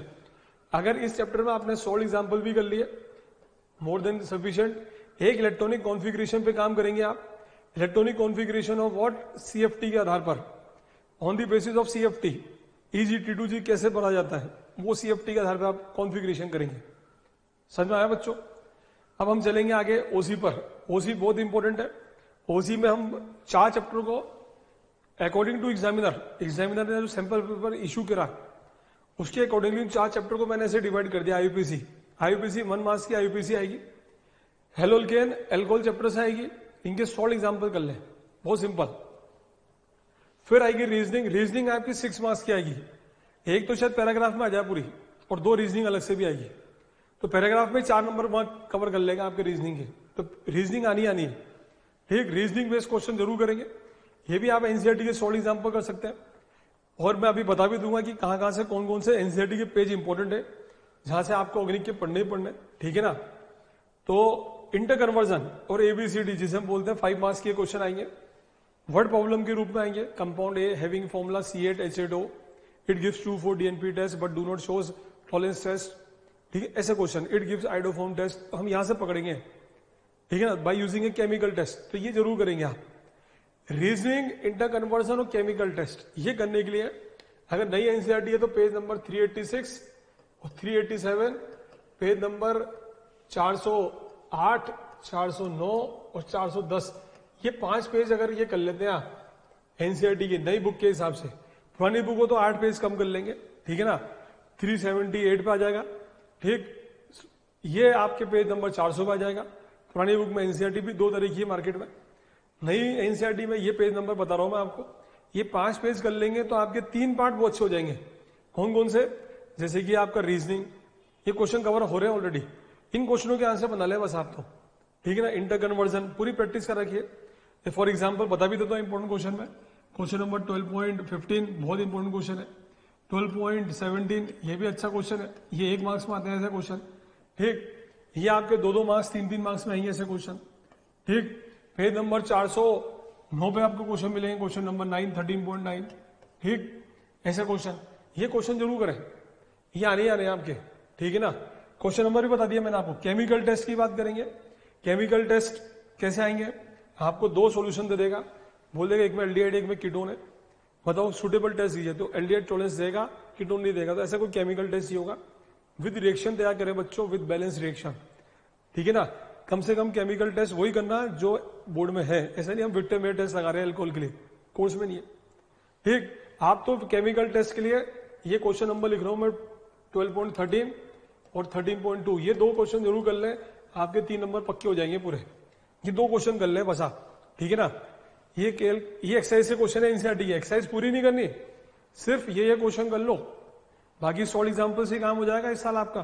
कुछ भी नहीं करना, इतने से क्वेश्चन कर लोगे आप, पूरे नंबर लाओगे इस बार, बहुत इजी है इस बार। वर्ड प्रॉब्लम 5 मार्क्स की जो बताई दिया मैंने, इसके लिए हम आपको सप्लीमेंट्स देंगे, पीडीएफ भी दे देंगे एक, ठीक है ना, कैसे कैसे क्वेश्चन आएंगे इनकी प्रैक्टिस के लिए एक पीडीएफ देंगे आपको कि कैसे क्वेश्चन आते हैं, ठीक। ये कर सकते हैं आप, ये करना ही करना है। फिर मैकेनिज्म खूब सारी होती है, आप बहुत सारी पढ़ते हैं, पिन्नाकोल, पिन्नाक्लोन, एल्डोल, कैनियरो की मैकेनिज्म नहीं पढ़नी आपको। मोटी मोटी मैकेनिज्म जो है वो ये मैकेनिज्म होती है, 4 मैकेनिज्म, ये 4 तो करनी ही करनी है, सिर्फ मैकेनिज्म पढ़नी है, नो थ्योरी। 3 तो ये रही, ठीक, और ये चौथी ये मैकेनिज्म, बस इतना भी कर लेंगे काम हो जाएगा आपका, ठीक। ये सेफ साइड होने के लिए कर रखा हमने, टोटल मैकेनिज्म बता रखी है कि कितनी मैकेनिज्म है, 6 मैकेनिज्म काम किए। तो आप देखें वापिस से, एक तो SN1 SN2 की मैकेनिज्म, एक एल्कीन से अल्कोहल कैसे बनता है प्रोटोनेशन करके, फिर अल्कोहल से एल्कीन कैसे बना, ठीक, मॉलिक्यूलर मैकेनिज्म। एक हमें चाहिए आपको अल्कोहल से HBr की रिएक्शन की मैकेनिज्म, 4th वाली। तो शुरू की 4 कर लेंगे, सीबीएसई बोर्ड का काम खत्म हो जाएगा। ये चौथी मैकेनिज्म इस बार के सीबीएसई सैंपल पेपर में भी दे रखी है, ठीक है ना। ये सारी मिल जाएंगी आपको एनसीईआरटी में, ठीक, वही कर लें, ज्यादा करने की जरूरत नहीं है। फिर और एनसीईआरटी की हेल्प से ही करें आप, ऐसा नहीं अपना कुछ भी पढ़ रहे हो, एनसीईआरटी की हेल्प में जहां जहां दे रखी है, अल्कोहल चैप्टर में दे रखी है मैग्नीशियम, वहीं से पढ़े आप, ठीक। ईथर विद HI की रिएक्शन, ठीक, ये आप पढ़ ले इसको, सिर्फ पढ़ ले। इन पे रीजनिंग बेस्ड क्वेश्चन बन सकते हैं आपके, इस पे रीजनिंग बेस्ड क्वेश्चन बनते हैं, डायरेक्ट कभी नहीं आता, ये कन्वर्जन आएगा, डायरेक्ट क्वेश्चन नहीं आएगा। लेकिन मैग्नीशियम आप जो बिल्कुल लिख लिख के तैयार करनी है, वो 4 की जरूर तैयार कर लें आप, ठीक है ना। फिर हम बात करेंगे नेम रिएक्शन, सबसे बड़ा काम ये होता है नेम रिएक्शन। नेम रिएक्शन बच्चे रटते रटता थक जाता है, ये कुछ इंपॉर्टेंट नेम रिएक्शन से 15 सिर्फ ये पढ़ लें आप, और इसमें भी आप कहानियां नहीं पढ़े, सिर्फ रिएक्शन पढ़े। Friedel Crafts reaction, Fittig reaction, Reimer Tiemann, Kolbe, Rosenmund, Stephen, Etard, Clemmensen, Wolff Kishner, ठीक है, aldol, Cannizzaro, HBZ, Hofmann, carbylamine, cross aldol, इतनी मैग्नीशियम पढ़ लें सेटिंग से, ठीक है ना, लिख लिख के पढ़ लें विद एग्जाम्पल। इनके ऊपर इंटर कन्वर्जन बनते हैं, या वर्ड प्रॉब्लम जो होती है ना, वो भी इन्हीं के ऊपर बनती है। तो क्या करते हैं, पेपर को इजी करने के लिए, ये बच्चे को रटना ना पड़े, ठीक है ना, तो हम क्या करेंगे, इन्हीं नेम रिएक्शन से हम कन्वर्जन बना देंगे, ठीक है। फॉर एग्जाम्पल CH3CHO में NOH डाला, क्या बना, ये एल्डोल रिएक्शन है, ऐसे पकड़ में आना चाहिए आपको। बेंजोल्डिहाइड में NOH डाला, बना B और C, क्या बना, कैनियरो रिएक्शन है। तो B और C की फर्दर रिएक्शन चलाएंगे तो बना D, ऐसे चलवा देंगे आपसे। तो हम वर्ड प्रॉब्लम इंटर कन्वर्जन में ले जाएंगे बच्चों इसको, ठीक है, बहुत सिंपल। बायोमोलिक्यूल बिल्कुल लास्ट चैप्टर, इसमें आपको मोनोसैकेराइड का काम क्या होता है वो बताएंगे, होते क्या है, एग्जाम्पल ध्यान रखें। ग्लूकोज का स्ट्रक्चर पढ़ेंगे, हार्वर्ड स्ट्रक्चर जरूर पढ़ेंगे इसमें, ठीक है ना, स्ट्रक्चर पे डिफरेंस जरूर करेंगे। फिर केमिकल रिएक्शन ऑफ ग्लूकोज, ठीक, इंपॉर्टेंट रिएक्शन पढ़ेंगे जो एनसीईआरटी में दे रखिए, 6 रिएक्शन, जिसमें Br2, HNO3 और P/HI, ये 3 पढ़ ले, सेटिंग से काम हो जाएगा आपका। हार्वर्ड स्ट्रक्चर बोल ही दिया मैंने, फ्रक्टोज का स्ट्रक्चर, अमीनो एसिड, इस पे बहुत अच्छा काम करेंगे। इसेंशियल अमीनो एसिड्स, हमें 20 अमीनो एसिड याद नहीं करने, उनके पेप्टाइड बॉन्ड बनाने आने चाहिए बस, कैसे अमीनो एसिड में पेप्टाइड लिंकेज बनता है, कैसे जुड़ रहे हैं, इनकी फॉर्म में एग्जिस्ट करते हैं, ये पता होना चाहिए बस, ज्यादा अंदर नहीं आना आपको। प्रोटीन के कौन से स्ट्रक्चर, सेकेंडरी स्ट्रक्चर स्टडी से करेंगे, 1 degree and 2 degree, in structure पे बहुत अच्छा काम करेंगे। 1 डिग्री एंड 2 डिग्री स्ट्रक्चर पे, 2 डिग्री में भी 2 होते हैं, अल्फा एंड बीटा, उस पर अच्छा काम करेंगे। कौन कौन सी बॉन्डिंग होती है, इंटर इंट्रा, वो पूरी। Denaturation of protein, cuddling of milk, example link क्या होता है डीनेचुरेशन, ठीक, डीएनए आरएनए का डिफरेंस पढ़े, उनके स्ट्रक्चर पढ़े, राइबोस, डीऑक्सीराइबोस, ठीक है, न्यूक्लियोटाइड, न्यूक्लियोसाइड, फॉस्फोडाइस्टर लिंकेज क्या होता है, एक एक नंबर के हिसाब से तैयार करें, ऐसा नहीं इसकी कहानियां तैयार करें। इस पूरे चैप्टर को आप जब भी पढ़े तो आप उसको तोड़ तोड़ के पढ़े, 1 मार्क्स में पढ़े, टोटल ये 3 मार्क्स में आएगा।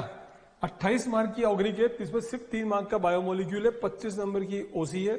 ओसी का पूछने तरीका ऐसे रहेगा, आप चैप्टर वाइज ना जाकर ओसी को ऐसे पढ़े जैसे मैंने बताया, तो ये आप पढ़ते हुए आगे चलेंगे तो आप पेपर को फोड़ देंगे, आपको बिल्कुल भी एफर्ट्स नहीं लगाने पड़ेंगे, जिसमें हम बोलते हैं minimum input and maximum output. समझ गए बच्चों? Best of luck for your exams, thank you very much.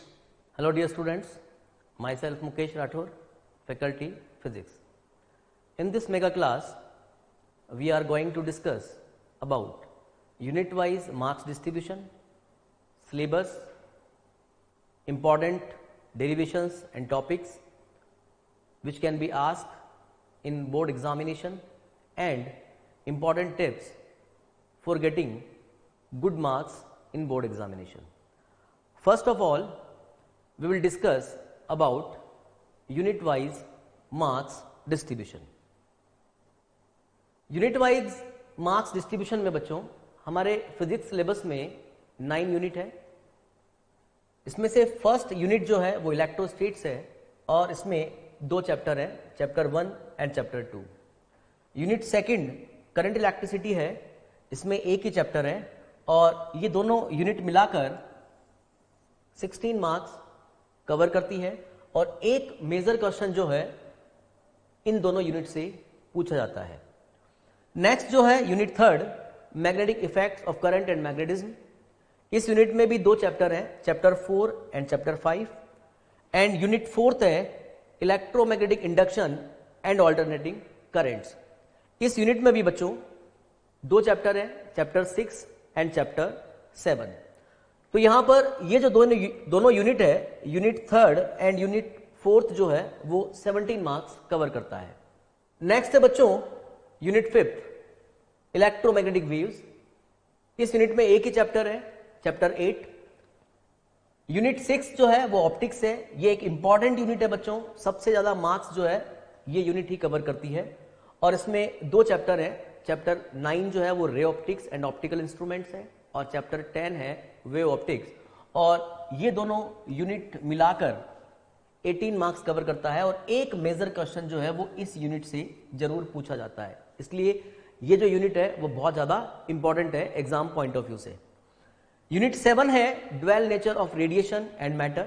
इसमें एक ही चैप्टर है, चैप्टर 11। यूनिट 8 है बच्चों एटम्स एंड न्यूक्लियाई। इस यूनिट में 2 चैप्टर हैं, चैप्टर 12 है एटम और चैप्टर 13 है न्यूक्लियाई।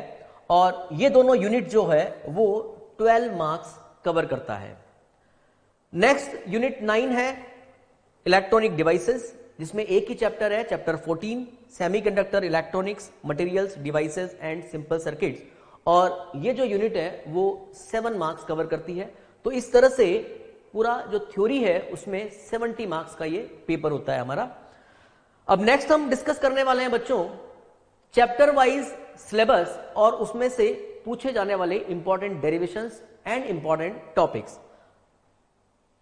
फर्स्ट हमारा जो चैप्टर है एनसीईआरटी का चैप्टर 1 जो है इलेक्ट्रिक चार्जेस एंड फील्ड्स, उसका ये सिलेबस है। इसमें इस सिलेबस में से बच्चों ये वाला जो पोर्शन है ये डिलीट हो चुका है, uniformly charge thin spherical shell field inside and outside. इस चैप्टर से पूछे जाने वाले जो इंपॉर्टेंट टॉपिक है बच्चों उसमें आप देखिए, एक तो electric field intensity due to a point charge. इसका फॉर्मूला आपको याद होना चाहिए, E = kq/r² होता है। और इस फॉर्मूले से रिलेटेड न्यूमेरिकल क्वेश्चन जो है वो एग्जाम में पूछे जाते हैं। न्यूमेरिकल क्वेश्चन जो है वो मेनली प्रिंसिपल ऑफ सुपरपोजिशन पर पूछे जाते हैं। इसमें क्या होगा, आपको बहुत सारे चार्ज पार्टिकल आपको दे देंगे, किसी एक चार्ज पर रिजल्टेंट फोर्स निकालने के लिए पूछा जाएगा, या फिर किसी एक पॉइंट पे electric field, resultant electric field क्या होगा, इस तरह के क्वेश्चन यहां से पूछे जा सकते हैं। और जो इस टॉपिक से इंपॉर्टेंट क्वेश्चन जो बन सकता है वो बनता है बच्चों डाइपोल पर। डाइपोल के एक्सिस पर इलेक्ट्रिक फील्ड का फॉर्मूला डिराइव करना और इक्वेटोरियल पॉइंट पे इलेक्ट्रिक फील्ड का फॉर्मूला डिराइव करना पूछा जा सकता है।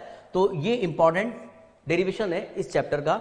और सबसे ज्यादा इंपॉर्टेंट जहां से हर साल एग्जाम में क्वेश्चन बनता है वो है एक तो proof of Gauss law and its application. तो इसकी 2 ही एप्लीकेशन है बच्चों, एक तो है infinite long wire, uniformly charged wire की वजह से किसी पॉइंट पे इलेक्ट्रिक फील्ड फाइंड करना, और दूसरा है uniformly charge infinite plane sheet की वजह से किसी पॉइंट पे इलेक्ट्रिक फील्ड को फाइंड करना। तो ये इंपॉर्टेंट टॉपिक है इस चैप्टर से और इंपॉर्टेंट डेरिवेशन जहां से एग्जाम में क्वेश्चन बन सकता है। नेक्स्ट चैप्टर जो है बच्चों चैप्टर 2 वो है इलेक्ट्रोस्टैटिक पोटेंशियल एंड कैपेसिटेंस। इस चैप्टर से सबसे ज्यादा जो क्वेश्चन बनता है वो बनता है एक तो पॉइंट चार्ज, पॉइंट चार्ज की वजह से किसी पॉइंट पे पोटेंशियल का फॉर्मूला डिराइव करना जो कि V = kq/r होता है। ये डेरिवेशन इंपॉर्टेंट है, एग्जाम में पूछा जाता है। एक जो है इलेक्ट्रिक डाइपोल की वजह से किसी भी पॉइंट पे पोटेंशियल क्या होगा, V = kp cos θ/r²। ये डेरिवेशन भी इस चैप्टर से बनता है और 3 नंबर का क्वेश्चन बनता है बच्चों यहां से, तो इंपॉर्टेंट है एग्जाम पॉइंट ऑफ व्यू से। इक्विपोटेंशियल सरफेसेस पर 2 नंबर का क्वेश्चन, 2 मार्क्स के क्वेश्चन जो है वो यहां से पूछे जाते हैं। इक्विपोटेंशियल सरफेसेस पर इसकी प्रॉपर्टीज के बारे में क्वेश्चन बन सकता है या इक्विपोटेंशियल सरफेसेस ड्रॉ करने के लिए पूछे जा सकते हैं। और जो है प्रॉपर्टीज ऑफ कंडक्टर्स है, पैरेलल प्लेट कैपेसिटर का डेरिवेशन इंपॉर्टेंट है, numericals on series and parallel combination of capacitor. आपको एक सर्किट डायग्राम दे देंगे, कुछ कैपेसिटर सीरीज में होंगे, कुछ कैपेसिटर पैरेलल में होंगे और उस पर based numerical question, each and every capacitor पे चार्ज की वैल्यू क्या होगी, पोटेंशियल डिफरेंस क्या होगा, इस तरह का क्वेश्चन जो है वो एग्जाम में बनता है। तो हमें यहां से 3 नंबर में क्वेश्चन आता है बच्चों और इस तरह के क्वेश्चन की प्रैक्टिस हमें करनी होगी। एक जो इंपॉर्टेंट डेरिवेशन यहां से बन सकता है वो है energy of a charge capacitor, जिसमें ये फॉर्मूला हमें डिराइव करना होता है। तो ये कुछ इंपॉर्टेंट डेरिवेशंस और टॉपिक्स हैं इस चैप्टर से रिलेटेड। नेक्स्ट है बच्चों चैप्टर 3 करंट इलेक्ट्रिसिटी। ये भी एक इंपॉर्टेंट टॉपिक है जहां से क्वेश्चन पूछे जाते हैं। इसमें से डिलीटेड पोर्शन जो है बच्चों, एक तो कार्बन रजिस्टर डिलीट हो गया है, colour code for carbon resistors, series and parallel combinations of resistors. इस चैप्टर से जो इंपॉर्टेंट क्वेश्चन होते हैं, एक तो इस रिलेशन पे क्वेश्चन बनता है J is equal to sigma E, और ये जो रिलेशन है बच्चों I is equal to n e A v d, इस रिलेशन को डिराइव करने के लिए पूछा जा सकता है, और इस रिलेशन पर बेस्ड न्यूमेरिकल क्वेश्चन एग्जाम में पूछे जाते हैं। तो ये दोनों रिलेशन जो है वो इंपॉर्टेंट है एग्जाम पॉइंट ऑफ व्यू से। Combination of cells, series and parallel combination, यहां से डेरिवेशन बनता है 3 नंबर में। सीरीज कॉम्बिनेशन ऑफ सेल में इक्विवेलेंट ईएमएफ का फॉर्मूला डिराइव करना, और पैरेलल कॉम्बिनेशन में इक्विवेलेंट ईएमएफ का फॉर्मूला डिराइव करना पूछा जा सकता है। तो 3 मार्क्स का जो क्वेश्चन है वो इस टॉपिक से बनता है, राइट।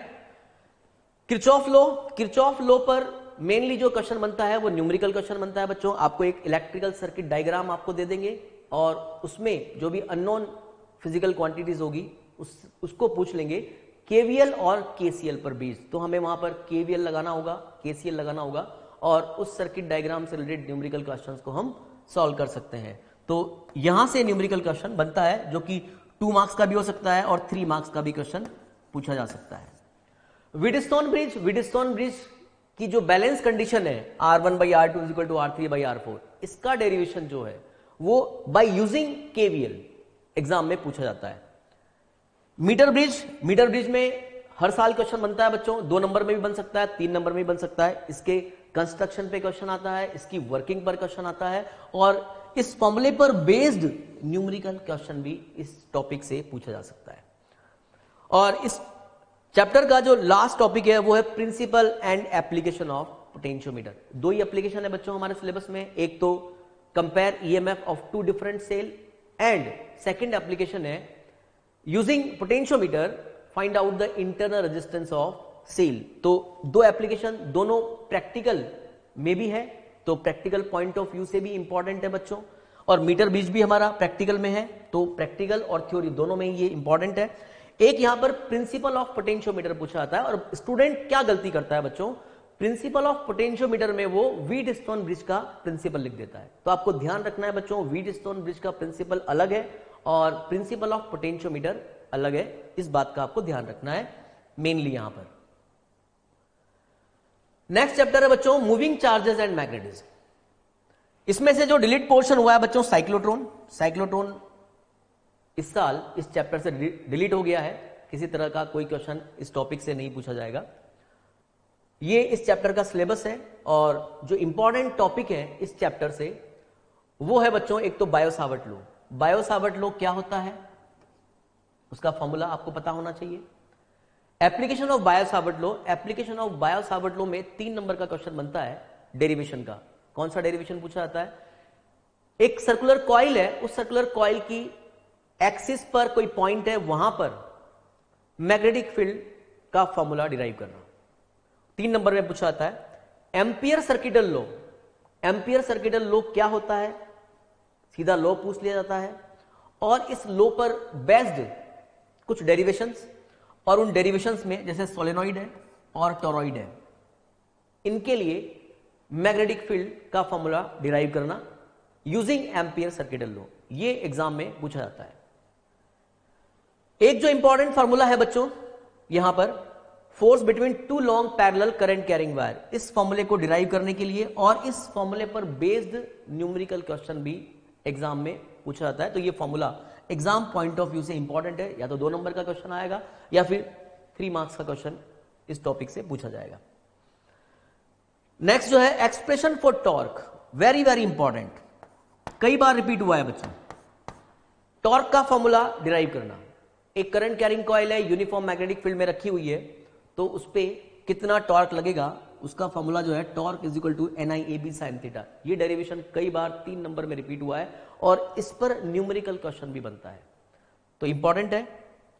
और लास्ट जो टॉपिक है इस चैप्टर का, जहां से सीधा 5 नंबर का मेजर क्वेश्चन भी बन सकता है, वो है moving coil galvanometer. Moving coil galvanometer का प्रिंसिपल क्या है, वर्किंग क्या है, उसका कंस्ट्रक्शन, ये सब मिला के, और इसके साथ में 1 नंबर का एक न्यूमेरिकल क्वेश्चन भी अटैच कर सकते हैं। तो ये भी एक इंपॉर्टेंट टॉपिक है इस चैप्टर का। नेक्स्ट आप देखिए बच्चों, चैप्टर 5 मैग्नेटिज्म एंड मैटर। इस चैप्टर से मैक्सिमम जो पार्ट है वो डिलीट हो गया है और सिलेबस बहुत छोटा रह गया है। अब तो ये वाला जो पोर्शन है वो पूरा डिलीट हो चुका है, राइट। अब यहां से जो इंपॉर्टेंट पार्ट है जहां से क्वेश्चन बन सकता है बच्चों, एक तो magnetic dipole moment of revolving electron, इसका डेरिवेशन, एक जो है magnet as an equivalent solenoid, और सबसे ज्यादा इंपॉर्टेंट है वो है earth magnetic field and magnetic element. Magnetic element जो है वो सबसे ज्यादा इंपॉर्टेंट है इस चैप्टर में। छोटा चैप्टर है बच्चों, 2 नंबर का क्वेश्चन या 3 नंबर का क्वेश्चन बनता है इसमें से। तो यहां पर आप देखिए इस चैप्टर से रिलेटेड जो इंपॉर्टेंट टॉपिक है वो आपको दिया हुआ है, magnetic dipole moment of a revolving electron, जिसमें ये फॉर्मूला हमें डिराइव करने के लिए दिया जाता है। Bar magnet as an equivalent solenoid, इसमें आपको बताना पड़ता है कि सोलेनॉइड का बिहेवियर और बार मैग्नेट का बिहेवियर जो है वो एक जैसा होता है। दैट मीन्स बार मैग्नेट के लिए एक्सिस का बी एक्सिस का फॉर्मूला ये होता है और हमें सोलेनॉइड के लिए भी ये प्रूफ करना होता है। जब दोनों के फॉर्मूले एक जैसे होंगे तो हम उस बेस पर कह सकते हैं कि सोलेनॉइड का बिहेवियर और बार मैग्नेट का बिहेवियर जो है वो एक जैसा होता है, right. Elements of earth magnetic field, सबसे ज्यादा प्रोबेबिलिटी जो होती है इस चैप्टर से क्वेश्चन के आने की वो इन पर होती है बच्चों। Angle of declination, angle of dip, horizontal component of earth magnetic field, इनकी डेफिनेशन पूछ सकते हैं या इस पर बेस्ड न्यूमेरिकल क्वेश्चन 2 नंबर में न्यूमेरिकल क्वेश्चन पूछा जा सकता है। नेक्स्ट चैप्टर है बच्चों चैप्टर 6 इलेक्ट्रोमैग्नेटिक इंडक्शन। छोटा चैप्टर है, इंटरेस्टिंग चैप्टर है और सिलेबस इसका को दिया हुआ है। इंपॉर्टेंट जो टॉपिक है, एक तो E is equal to BLV, इस फॉर्मूले को डिराइव करना पूछा जा सकता है और इस फॉर्मूले पर बेस्ड न्यूमेरिकल क्वेश्चन एग्जाम में पूछे जा सकते हैं। 2 मार्क्स का क्वेश्चन इस चैप्टर से बनता है, मतलब इस टॉपिक से 2 मार्क्स का क्वेश्चन बनता है। Induced EMF in a conductor due to rotation, rotation की वजह से, यूनिफॉर्म मैग्नेटिक फील्ड में रोटेशन की वजह से जो इंड्यूस्ड EMF का फॉर्मूला होता है E is equal to 1/2 B omega L square, इसका डेरिवेशन एग्जाम में पूछा जा सकता है। एडी करंट्स में मेनली जो होता है बच्चों क्वेश्चन वो बनता है यूजेस ऑफ एडी करंट्स में, तो हमें यूजेस ऑफ एडी करंट्स जो है वो पता होना चाहिए। 2 मार्क्स का क्वेश्चन इस टॉपिक से बन सकता है। Energy stored in an inductor, ये फॉर्मूला डिराइव करने के लिए पूछा जा सकता है। और mutual inductance of 2 coaxial solenoid, ये क्वेश्चन, ये डेरिवेशन कई बार एग्जाम में रिपीट हुआ है। M is equal to mu naught N1 N2 A into L, derivation exam में पूछा जा सकता है और कई बार पूछा भी गया है। एसी जनरेटर, अगर यहां से क्वेश्चन बनेगा बच्चों तो 5 मार्क्स में भी बन सकता है और 3 मार्क्स में भी बन सकता है। 5 मार्क्स में अगर क्वेश्चन बनेगा तो 3 मार्क्स में तो आपको प्रिंसिपल वर्किंग एंड कंस्ट्रक्शन पूछ लेंगे या इनमें से कोई भी 2 चीज पूछ लेंगे, प्रिंसिपल वर्किंग पूछ लेंगे और इसके साथ एक 2 मार्क्स का न्यूमेरिकल क्वेश्चन अटैच किया जाता है, जो कि वो जो क्वेश्चन है वो इस इक्वेशन पर बेस्ड होता है या फिर करंट की इक्वेशन पर वो बेस्ड होगा। नेक्स्ट चैप्टर है बच्चों चैप्टर 7 ऑल्टरनेटिंग करंट। एक मेजर क्वेश्चन आने की प्रोबेबिलिटी इस चैप्टर से भी होती है और वो होती है सीरीज LCR सर्किट पर। सीरीज LCR सर्किट में इंपीडेंस का फॉर्मूला डिराइव करना, जो कि Z इज इक्वल टू होता है R square plus XL minus XC का whole square under root. Z का फॉर्मूला, इंपीडेंस का फॉर्मूला डिराइव करने के लिए पूछा जा सकता है और न्यूमेरिकल क्वेश्चन इस चैप्टर से बन सकते हैं। इसमें से जो डिलीटेड पोर्शन है बच्चों वो है power factor and wattless current. ये जो टॉपिक है वो इस चैप्टर से हट चुके हैं इस साल। तो यहां पर आप देखिए ऑल्टरनेटिंग करंट में जो इंपॉर्टेंट है सीरीज LCR सर्किट को हमें अच्छे से पढ़ना है, यहां से मेजर क्वेश्चन बनता है। Sharpness of resonance of series LCR circuit, sharpness of resonance कैसे हम बढ़ा सकते हैं सीरीज LCR सर्किट की, वो वहां से क्वेश्चन बनता है। एक क्वेश्चन बन सकता है क्यू फैक्टर को डिफाइन करना और इसके लिए ये फॉर्मूला डिराइव करना, ये 3 मार्क्स में क्वेश्चन पूछा जा सकता है। पावर ऑफ AC सर्किट की ये फॉर्मूला जो है P average is equal to VRMS IRMS cos phi, इसको डिराइव करना एग्जाम में पूछा जा सकता है। ट्रांसफॉर्मर इंपॉर्टेंट टॉपिक, कई बार मेजर क्वेश्चन में पूछा गया है। ट्रांसफॉर्मर पर प्रिंसिपल एंड वर्किंग इसकी क्या है और लॉसेज इन ट्रांसफॉर्मर, ये क्वेश्चन बनता है और न्यूमेरिकल क्वेश्चन जो है वो VS upon VP is equal to NS upon NP is equal to IP upon IS पर एक न्यूमेरिकल क्वेश्चन इस टॉपिक से एग्जाम में बन सकता है। नेक्स्ट आप देखिए बच्चों चैप्टर 8 इलेक्ट्रोमैग्नेटिक वेव्स, छोटा चैप्टर है, 3 मार्क्स के क्वेश्चन इस चैप्टर से पूछे जाते हैं। तो मेनली इस चैप्टर से जो क्वेश्चन पूछे जाते हैं वो इलेक्ट्रोमैग्नेटिक स्पेक्ट्रम पर पूछे जाते हैं। ठीक है, इस साल जो डिलीट हुआ है इससे पोर्शन वो basic idea of displacement current, ये जो टॉपिक है वो इस चैप्टर से डिलीट हो गया है। और मेनली जो न्यूमेरिकल क्वेश्चन बन सकता है बच्चों वो एक तो इन दोनों इक्वेशन पर बेस्ड न्यूमेरिकल क्वेश्चन एग्जाम में पूछा जा सकता है। इसके अलावा प्रॉपर्टीज ऑफ इलेक्ट्रोमैग्नेटिक वेव्स, ये 2 मार्क्स में क्वेश्चन बनता है यहां पर। तो प्रॉपर्टीज जो भी है इसकी 5-6 प्रॉपर्टीज है वो आपको ध्यान रखनी है। एक जो है पॉइंटिंग वेक्टर को डिफाइन करना, इसके फॉर्मूले पर बेस्ड न्यूमेरिकल क्वेश्चन, और इलेक्ट्रोमैग्नेटिक स्पेक्ट्रम, जितनी भी इलेक्ट्रोमैग्नेटिक वेव्स हैं, गामा रेज हैं, अल्फा रेज, गामा रेज हैं, एक्स रेज हैं, रेडियो वेव्स हैं, इनके प्रोडक्शन एंड यूजेस पे क्वेश्चन बनता है। 3 मार्क्स का क्वेश्चन यहां से बन सकता है।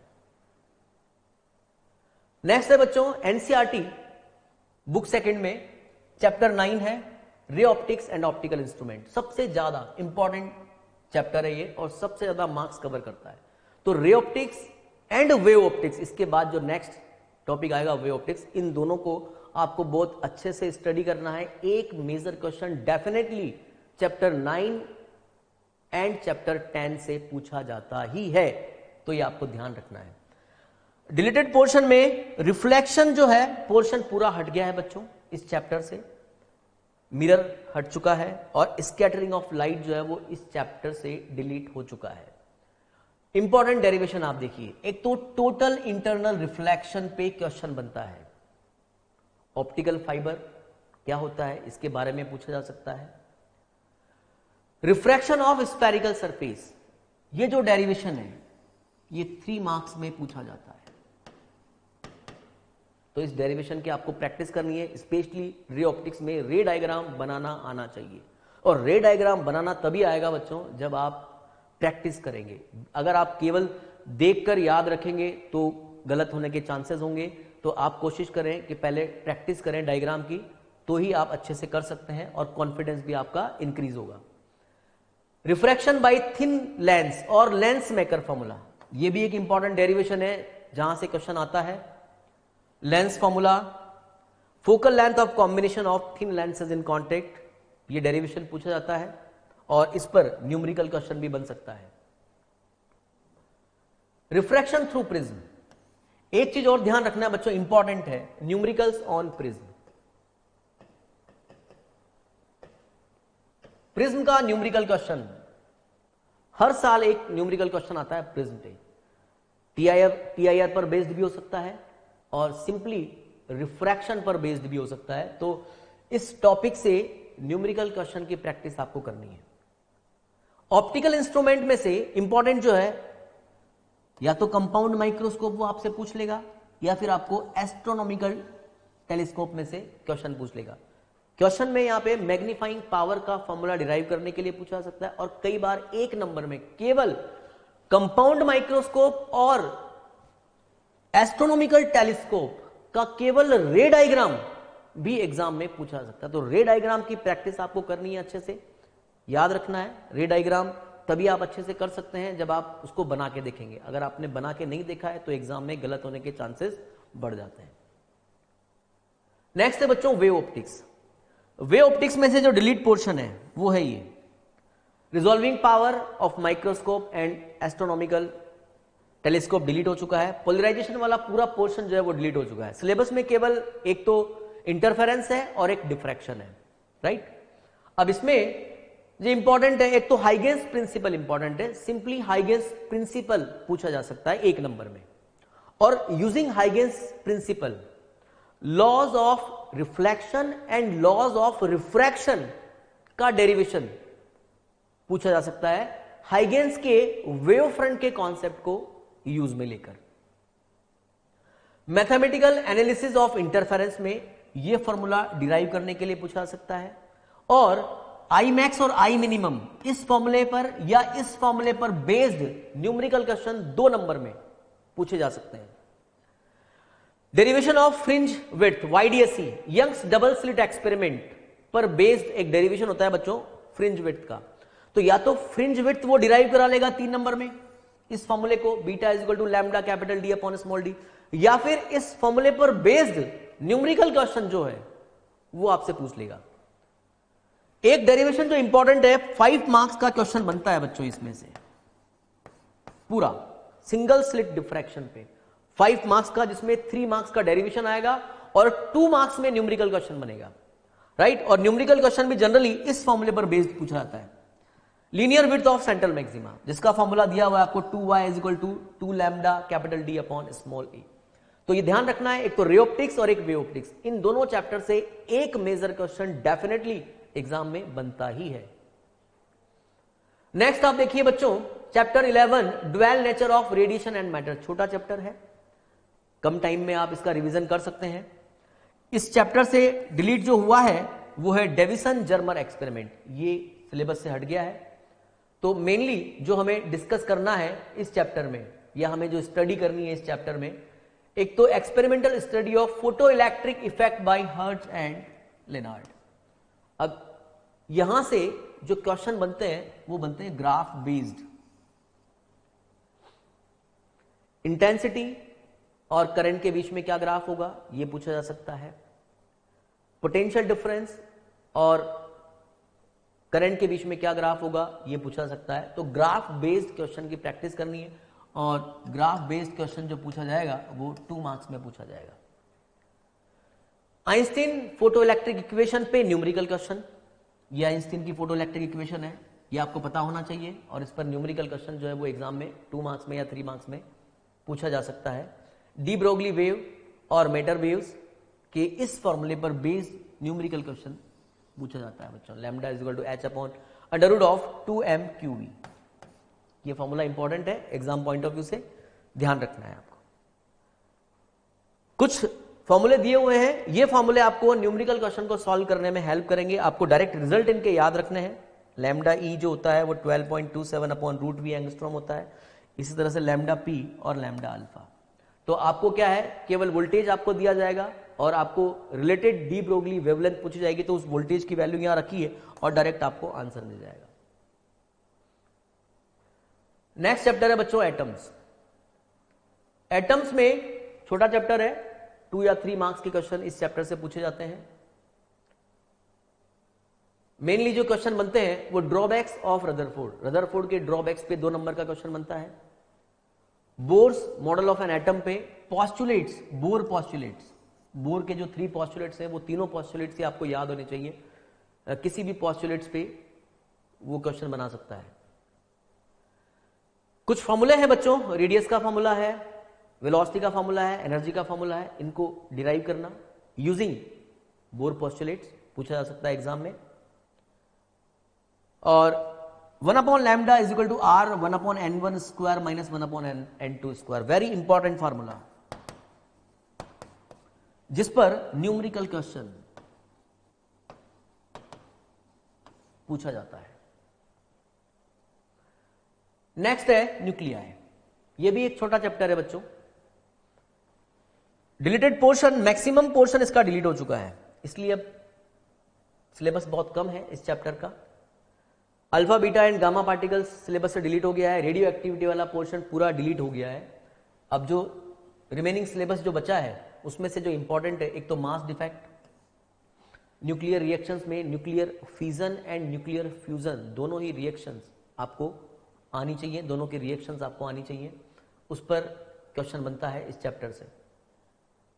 एक तो कुछ इंपॉर्टेंट रिलेशन है 1 mu, energy equivalent to 1 mu आपको पता होना चाहिए, क्योंकि मास डिफेक्ट से जब आप बाइंडिंग एनर्जी निकालेंगे तो वहां पर इस फॉर्मूले को आप यूज में लेंगे, तो ये रिलेशन आपको पता होना चाहिए।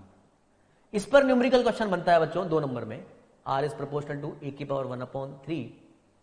डेंसिटी ऑफ न्यूक्लियस के बीच में ग्राफ, इस तरह का जो ग्राफ आता है,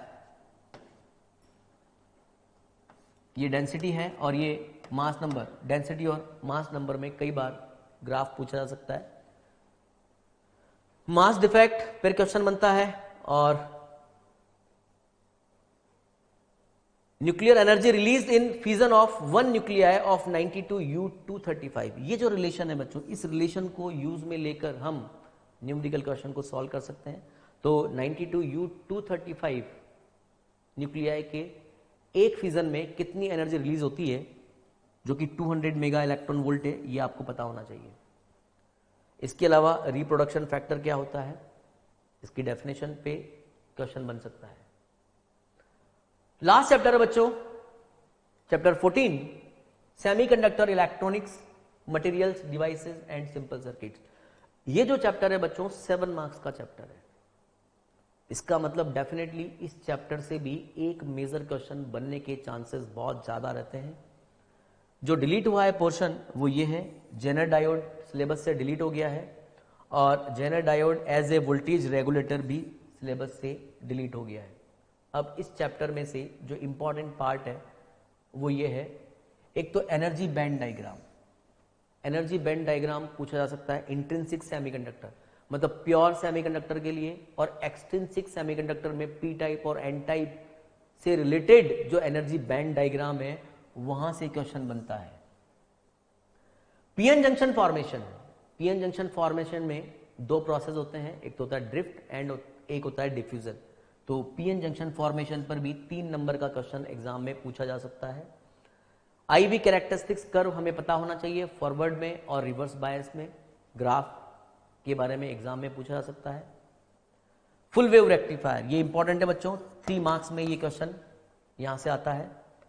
ऑप्टो इलेक्ट्रॉनिक डिवाइसेस में मेनली आपको जो स्टडी करना है वो सोलर सेल पे, सोलर सेल का कंस्ट्रक्शन आपको पता होना चाहिए, यहां से भी एग्जाम में क्वेश्चन आ सकता है। नेक्स्ट बच्चों CBSE sample question paper pattern 2020-21। ये पेपर पैटर्न आपको दिया हुआ है। इस साल फिजिक्स में जो पेपर पैटर्न है उसमें 33 क्वेश्चंस एग्जाम में पूछे जाएंगे। पेपर जो है वो 5 सेक्शन में डिवाइड होगा, section A, section B, section C, section D and E. Section A में शॉर्ट आंसर टाइप क्वेश्चन होंगे और असर्शन रीजनिंग क्वेश्चन भी पूछे जाएंगे, जो कि इस साल फिजिक्स में इंट्रोड्यूस हुए हैं, जिसकी प्रैक्टिस हम भी करवाएंगे और आपको भी अच्छे से प्रैक्टिस करनी है। सेक्शन बी में केस स्टडी बेस्ड क्वेश्चन होंगे बच्चों, ये भी इस साल नया इंट्रोड्यूस हुआ है, तो इस तरह के क्वेश्चन की प्रैक्टिस भी आपको करनी है। 4 मार्क्स के क्वेश्चन होंगे केस स्टडी बेस्ड क्वेश्चंस में। सेक्शन सी में 2 मार्क्स के क्वेश्चन पूछे जाएंगे, सेक्शन डी में 3 मार्क्स के क्वेश्चन होंगे और सेक्शन ई में मेजर क्वेश्चन होंगे 5 मार्क्स के। तो ये पेपर पैटर्न है बच्चों, टाइम 3 घंटे का होगा जैसा कि आप जानते हैं। नेक्स्ट है question paper pattern comparison 2019-20 and 2020-21। यहां पर आप देखिए ये 2019-20 का पेपर पैटर्न है और ये 2021 का पेपर पैटर्न है, तो हम मेनली डिस्कस करेंगे 2020-21 को।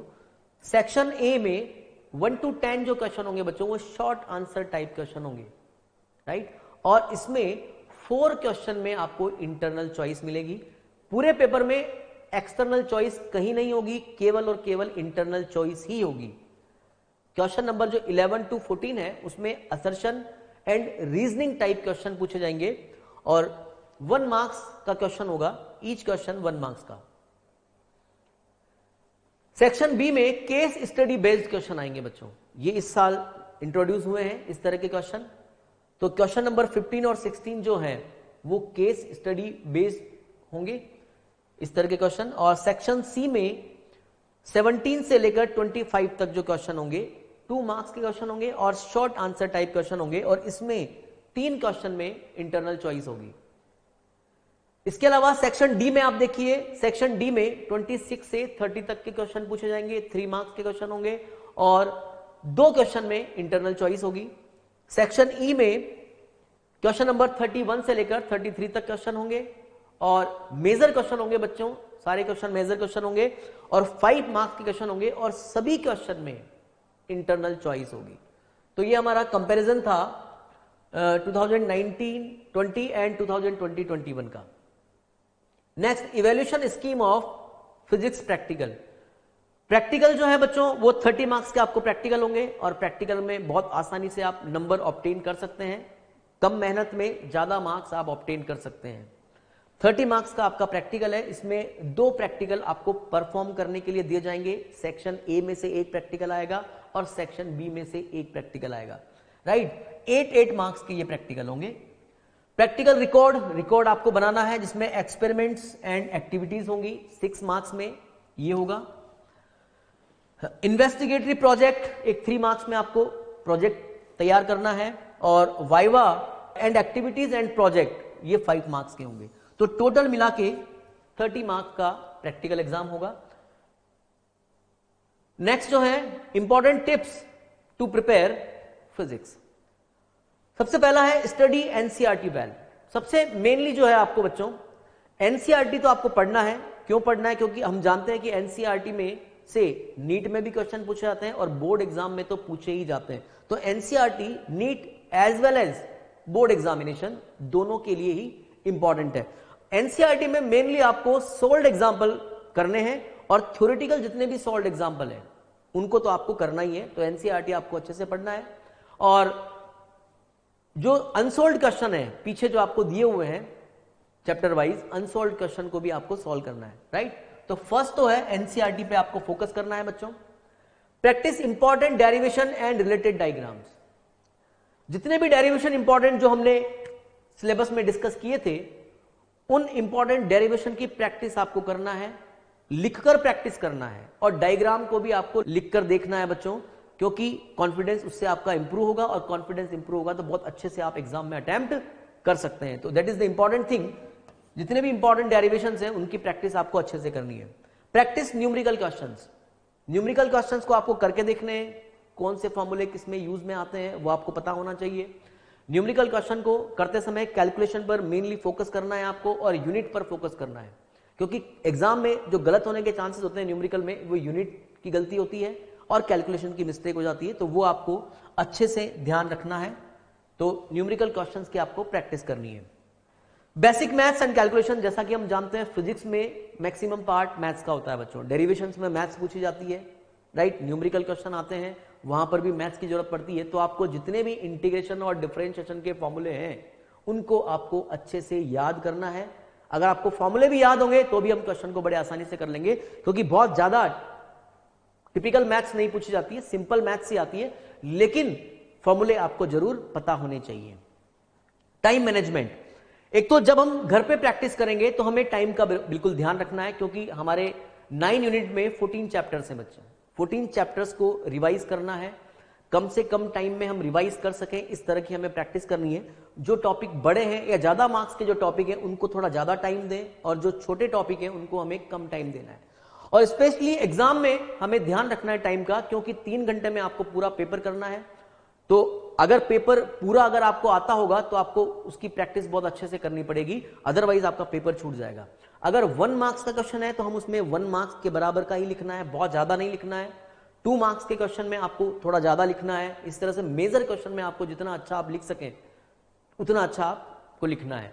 तो यहां पर ध्यान रखना है, ऐसा ना हो कि हम छोटे छोटे क्वेश्चन में ज्यादा टाइम दे दें और हमारे बड़े क्वेश्चन छूट जाएं।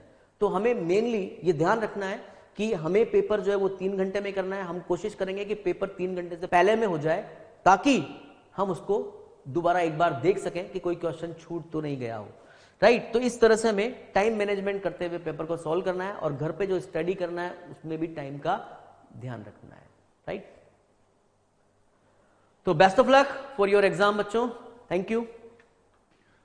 Hello dear students, as we have started board classes for you, here I am to discuss some important things and some tips and tricks to prepare English for your 12th board examination.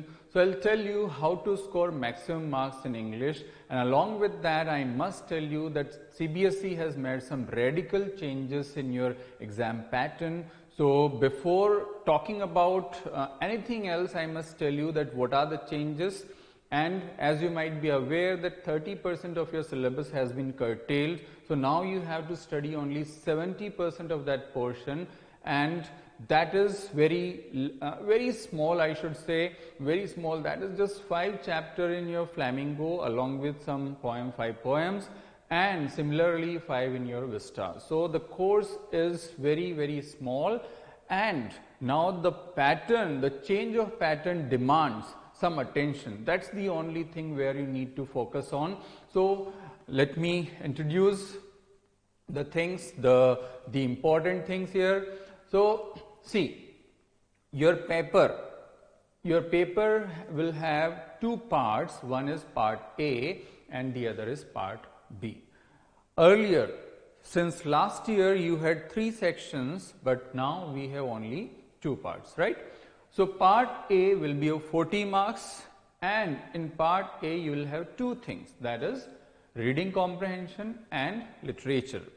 So what will you have in reading comprehension? You will have 2 passages, that is one passage of 10 marks and the passage number 2 that will also be of 10 marks, but the number of questions will be 11 each, and out of those 11 you will have to do or attempt only 10 questions.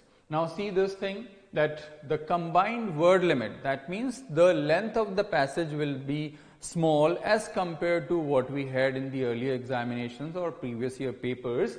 That will be 70 to 750 words only, and the questions will be MCQs, okay? No one-liners or very short answer type questions, no such things will be there, only MCQs. And the other change is that the second passage will be a case-based passage. Now what does that mean? You will be given some report, and on the basis of that you will be asked certain questions and you will have to answer those questions. The other change in reading section is the type of questions will be different from what we had been asked earlier. That means the questions will be reason and assertion based.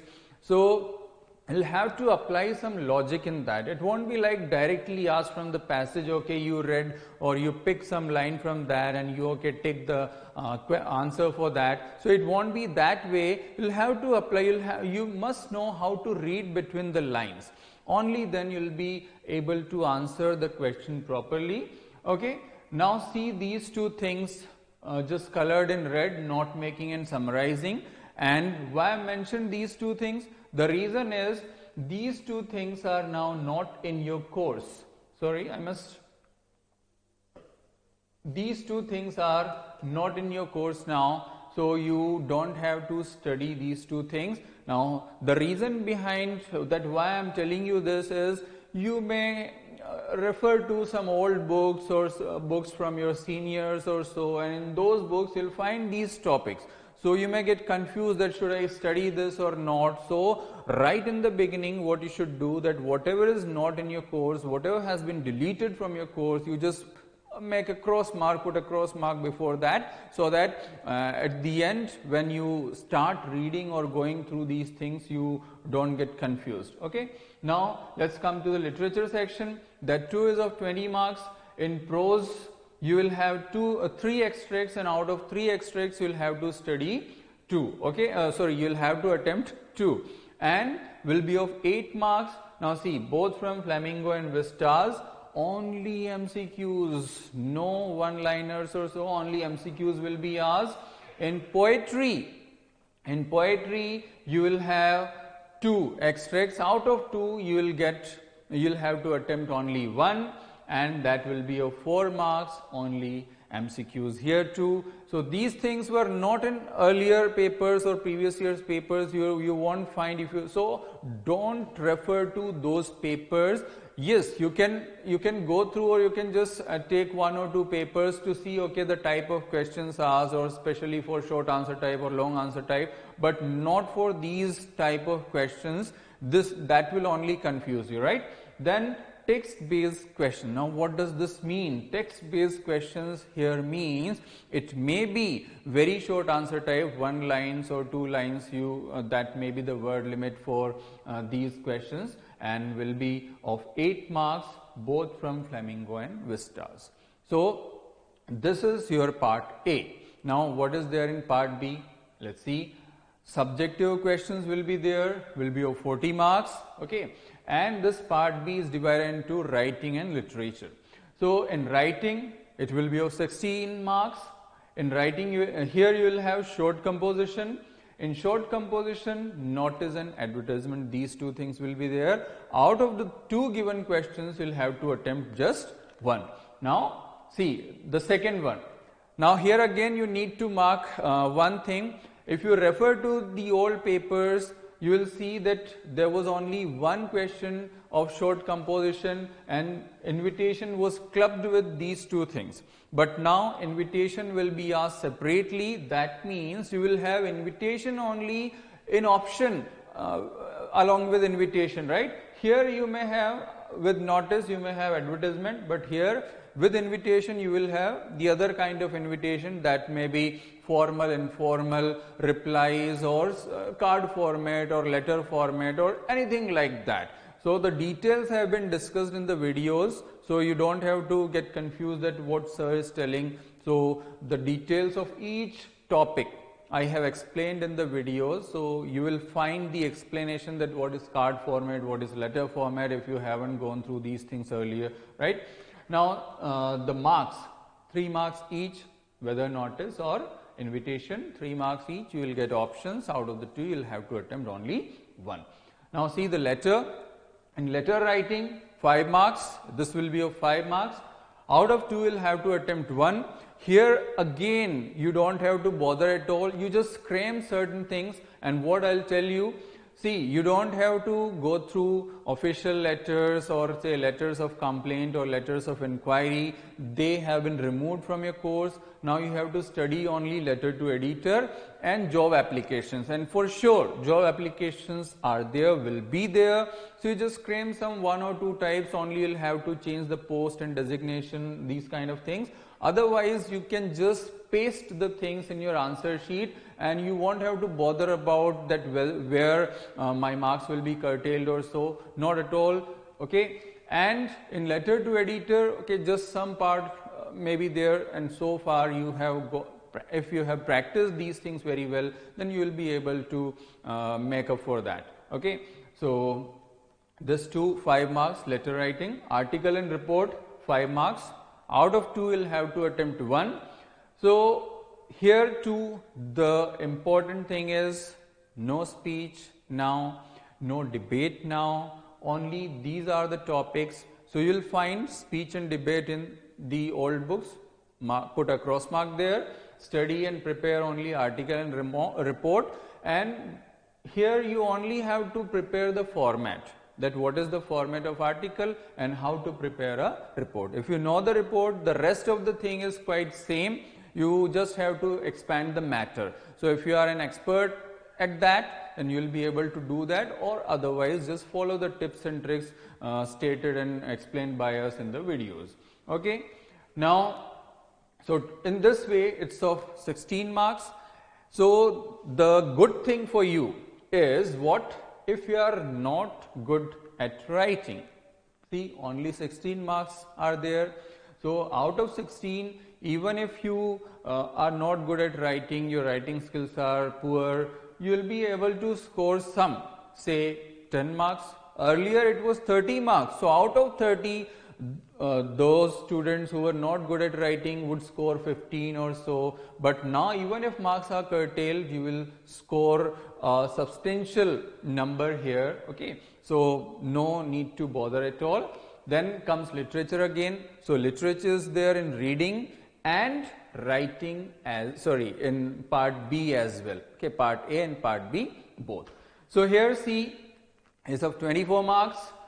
You will have short answer type questions, total 10, and out of 6 you will have to attempt only 5 will be from poetry and prose both, okay. Then short answer type questions from vistas only, 4 marks, that means out of 3 you will have to attempt only 2, okay. Long answer type questions from flamingo, poetry and prose. Now here the important distinction that you need to make and understand is, from poetry as well you will get long answer type questions which were not there in the previous year questions, okay.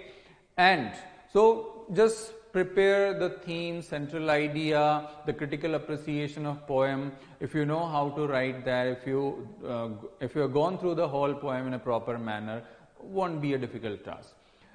Long answer type questions from Vistas, 5 marks, 1 out of 2. And so option is always there in all the things. Now the other important, this is your paper pattern, so you must prepare section wise and then at a length, at a stretch, 3 hours. That sitting must be there, that practice should also be there, because only then you come to know the loopholes, the weakness, the lacunae, if any is there is. So, and then we are able to patch that up. But if you take this right in the time of exam, we are at a loss what to do and how to do, right? So that's why beforehand, if you do this way, like practicing section wise and then practicing at a stretch for 3 hours, we overcome all the problems and finally we are confident, very much confident. We are damn confident that yes, I'll be able to score this many, whatever you are aspiring for, aiming for, right? Now, apart from this, one more thing that I would like to tell, that as now you are in the habit of scribbling, and sometimes what happens that you write in such a manner that you yourself are unable to understand what I've written, because if you see that, if you have to just cast a glance at that again. So in exam, at least I won't say that improve your handwriting, but I must say that at least write legibly. Okay, that is very important, that your presentation should be very good. That adds to your marks. Okay, and now see the deleted portion. What is it? So in Flamingo, these things, don't even look at these. Okay. In Vistas, so I'm just reading this out. Poets and Pancakes, the interview, Going Places, a roadside stand. This is your poetry, and these 3 are from prose. In Vistas, The Tiger King, The Journey to the End of the Earth, and Memories of Childhood. So right now you just put cross and follow the lectures, whatever lectures you are given or offered, just follow the instructions given in that, follow the questions discussed in the videos, and I can say for sure that you will score maximum marks, maximum to your ability. Thank you very much. Dear student, as we know about the board examination, 30% syllabus has been reduced this year. Today we will discuss how to prepare the physical education for the board examinations. यदि आप board के 5 subject देखें, physics, chemistry, biology, English and the physical education, तो physical education subject की nature थोड़ी बाकी subject से थोड़ा अलग हटके ही हमें मिलती है। तो यहाँ पर हमें फिर कुछ बातों को विशेष रूप से ध्यान रखना होगा कि बोर्ड एग्जाम्स में जब भी हम ये subject examination point of view prepare करें तो हमें थोड़े से अलग हटके आंसरिंग सिस्टम को भी जनरेट और डेवलप करना होगा, क्योंकि इस सब्जेक्ट की नेचर थोड़ा सा अलग हटकर है और वो स्टेप्स हमें ध्यान रखना होगा। एक बात विशेष रूप से मैं ये बोलना चाहता हूँ कि इस सब्जेक्ट में अगर हम देखें तो हमारा प्रीवियस एक्सपीरियंस जनरली 0 के बराबर ही होता है, क्योंकि हम लोगों ने क्लासरूम प्रोग्राम कभी इस सब्जेक्ट में कभी अटेंड नहीं किया। क्लासरूम के दौरान, स्कूलिंग के दौरान कोई एग्जाम शायद ही दिया होगा इस सब्जेक्ट में हम लोगों ने कभी एग्जामिनेशन पॉइंट ऑफ व्यू से। तो जब अनुभव 0 है और डायरेक्टली अगर 12th क्लास का बोर्ड एग्जाम्स हम सीधा फेस करते हैं तो हम प्रॉब्लम में आ सकते हैं। So you must know the certain things about the examinations, examiners what they want, what they require. अगर हम ये रिक्वायरमेंट उनकी जो है वो चाहते हैं क्वेश्चन के आंसर्स में वो सब फुलफिल कर दें तो आई थिंक सो हम उनसे अच्छे मार्क्स ले सकते हैं। और इन्हीं सब बारीकियों को ध्यान रखते हुए क्लासरूम प्रोग्राम आप लोगों के लिए डिजाइन किया गया है, जहाँ पर आप एग्जामिनर्स को जाने, समझें, उनकी फैमिलिटीज को समझें कि उनको एग्जैक्टली आंसरिंग में किस प्रकार के आंसर्स पसंद है और क्या वो चाहते हैं, ताकि हम अपनी आंसरिंग की डिमांड आंसरिंग को इस प्रकार से सप्लाई करें कि हम बहुत अच्छे से मार्क्स ले सकें। क्योंकि मार्क्स ओरिएंटेड मेथड इन्हीं को हम फॉलो करते हैं क्लासरूम में, और इस पूरे सिलेबस को हम कम से कम टाइम में किस प्रकार से मेमोराइज कर लें, किस प्रकार से याद कर लें एग्जामिनेशन पॉइंट ऑफ व्यू, वही टिप्स एंड ट्रिक्स के साथ ये क्लासरूम प्रोग्राम जो है वो डिजाइन किया हुआ है। नाउ 30% सिलेबस जो रिड्यूस हुआ है, इस पूरे सिलेबस में हमें किन किन सेक्शंस में विशेष रूप से ध्यान देना है, क्योंकि पूरा सिलेबस आई थिंक सो मैं समझता हूँ कि फिजिकल एजुकेशन सब्जेक्ट जो है वो general science, physics, chemistry, biology की टर्म पर बेस्ड है, और इनमें से चूंकि हम ये सब सब्जेक्ट हम मेडिकल प्रिपरेशन के दौरान पढ़ते हैं, तो यहाँ पर हमें किन चीज़ों का विशेष ध्यान रखना है. Whole syllabus we can divide in two sections: sports and the games topic and the academic topics. अगर हम sports and the games topic का ध्यान रखें तो यही ऐसे टॉपिक्स हैं जो हम लोगों ने आज तक शायद नहीं पढ़े होंगे. और एक बात का और विशेष रूप से ध्यान रखिएगा, sports teachers they will check the copies of yours, so उनको किस प्रकार से वहाँ उन सेक्शन में इम्प्रेस कर सकते हैं वो हमें पॉइंट्स मालूम होने चाहिए. और क्लासरूम प्रोग्राम में आपको वही सब कुछ बताया गया है कि आप किस प्रकार से सिलेबस को बहुत कम से कम एफर्ट्स में प्रिपेयर कर लें. Minor efforts are required, so where to focus the energies? I will highlight the syllabus, where to focus the energies in these topics which is highlighted in the syllabus. You have to prepare very well. Now, this is the syllabus, 30% syllabus. In the unit number 1, 2 topics. You have to focus in these 2 topics: tournament, knockout, league, round robin in the combination method. They are the methods, because ये आप लोगों ने life में कभी नहीं पढ़े होंगे, सो इन topics पर हमें फोकस करना है. बाकी तो आपके लिए जनरल टॉपिक है, 1-2 रीडिंग से भी वो टॉपिक बड़े आराम से हम examination point of view prepare कर सकते हैं. सो ये रेड में जो भी हाईलाइट किए हुए हैं इन टॉपिक पर हमें विशेषली फोकस करना है. यूनिट नंबर 2 चूंकि आप लोगों की स्टडीज का पार्ट है, सो आप लोगों ने पढ़ा हुआ है, सो आप लोगों के लिए रीडिंग सेक्शंस हैं और कुछ बारीकियां हैं जो कि क्लासरूम में इस चैप्टर की मैंने एक्सप्लेन की हुई है, उनको मैं ध्यान रखते हुए कम से कम टाइमिंग में ये चैप्टर हमें कंप्लीट करना है. Now 3rd number unit, yoga and the lifestyle. General opinion और conditions are given in this chapter. Now हम बड़े आराम से कुछ टेक्निकल पॉइंटों को ध्यान रखते हुए चैप्टर प्रिपेयर करेंगे और वो टेक्निक्स मैंने आपको क्लासरूम में एक्सप्लेन किए. चलिए unit number 4, these 2 topics, types of disabilities and types of disorders, जो कि हमें बहुत स्पेशली प्रिपेयर करने हैं, जो कि इन पर क्वेश्चंस 1 मार्क्स में बनेंगे, ऑब्जेक्टिव्स में भी. सो ये ध्यान रखना कि ये 2 टॉपिक बड़े अच्छे से हमें बहुत डीपली ही प्रिपेयर करने हैं. After unit number 5, one problematic part or the topics is given, that is common postural deformities. Bookish language के अकॉर्डिंग ये टॉपिक जो है वो थोड़ा सा टिपिकल हो जाता है. लैंग्वेज वाइज वहाँ पर बहुत ज़्यादा हार्ड थिंग्स दी हुई हैं, जो कि हमें अगर हम उसे examination point of view prepare करें बुकिश लैंग्वेज के अकॉर्डिंग तो हमें टाइम की रिक्वायरमेंट है. Whereas don't waste your times, use the classroom of word. अगर आप वो यूज़ करें तो नेचुरली ये टॉपिक आप लोगों के लिए बहुत ईजी में कन्वर्ट हो जाता है. Unit number 6, test and measurement. It is a very important chapter. Sports point of view से भी बहुत अच्छा चैप्टर है और इसमें जितनी भी टर्म्स दी हुई है वो सब जनरली हमें एग्जामिनेशंस में एज इट इज रिक्वायरमेंट है. सो ये टॉपिक का पूरा ये चैप्टर पूरा ही हमें बहुत अच्छे से याद होना चाहिए. इनकी जो टर्म दी हुई है वो अच्छे से मेमोराइज करना है. इनके explanations, how to write the answers in this chapter, I will guide you in the classroom programme. Now after that unit number 7, sports injuries. ये 3 टॉपिक्स आप लोगों ने अपनी मेडिकल स्टडीज में पढ़े होंगे, सो उनको हम यूज कर सकते हैं. First aid it's a general topic, but ये एक टॉपिक है जो काफी हमें deep in the vast topic दिया हुआ है, जो कि हमें बुकलेट में मिलता है. लेकिन इस पूरे चैप्टर को, इस पूरे टॉपिक को हम कम से कम टाइम में किस प्रकार से अपनी मेमोरीज का पार्ट बनाएं और क्या क्या बारीकियां हमें requirement examination point of view, वो सबसे इंपॉर्टेंट पार्ट होगा. सो हमें ये टॉपिक स्पेशली फोकस करना है ताकि हम इसकी डेप्थ को कम करते हुए बहुत अच्छे से examination point of view prepare कर सकें. क्लासरूम आप लोगों को वो ट्रिक और टेक्निक प्रोवाइड करता है कि आप कम से कम एफर्ट्स में ये सारे टॉपिक्स कंप्लीट कर लें. After that unit number 8, one topic, types of movement, flexion, extension, adduction and the abduction movement. ये 4 मूवमेंट्स हैं, इनमें हमें क्या क्या रिक्वायरमेंट है वो हमें अच्छे से प्रिपेयर होनी चाहिए, क्योंकि ऑब्जेक्टिव क्वेश्चंस में यहाँ कंफ्यूजिंग क्वेश्चंस बनने की प्रोबेबिलिटीज होती है.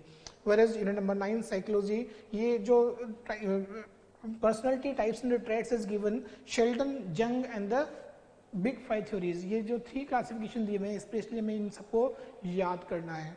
Whereas last unit number 10, training in sports, the complete chapter is based on the technical terms. So ये chapter भी हमें बहुत deep and vast काफी अच्छे से याद होना चाहिए. Examination point of view, क्योंकि काफी सारे questions यहाँ इस chapter से बनते हैं, so हमें ये complete chapter भी बहुत अच्छे से याद होना चाहिए.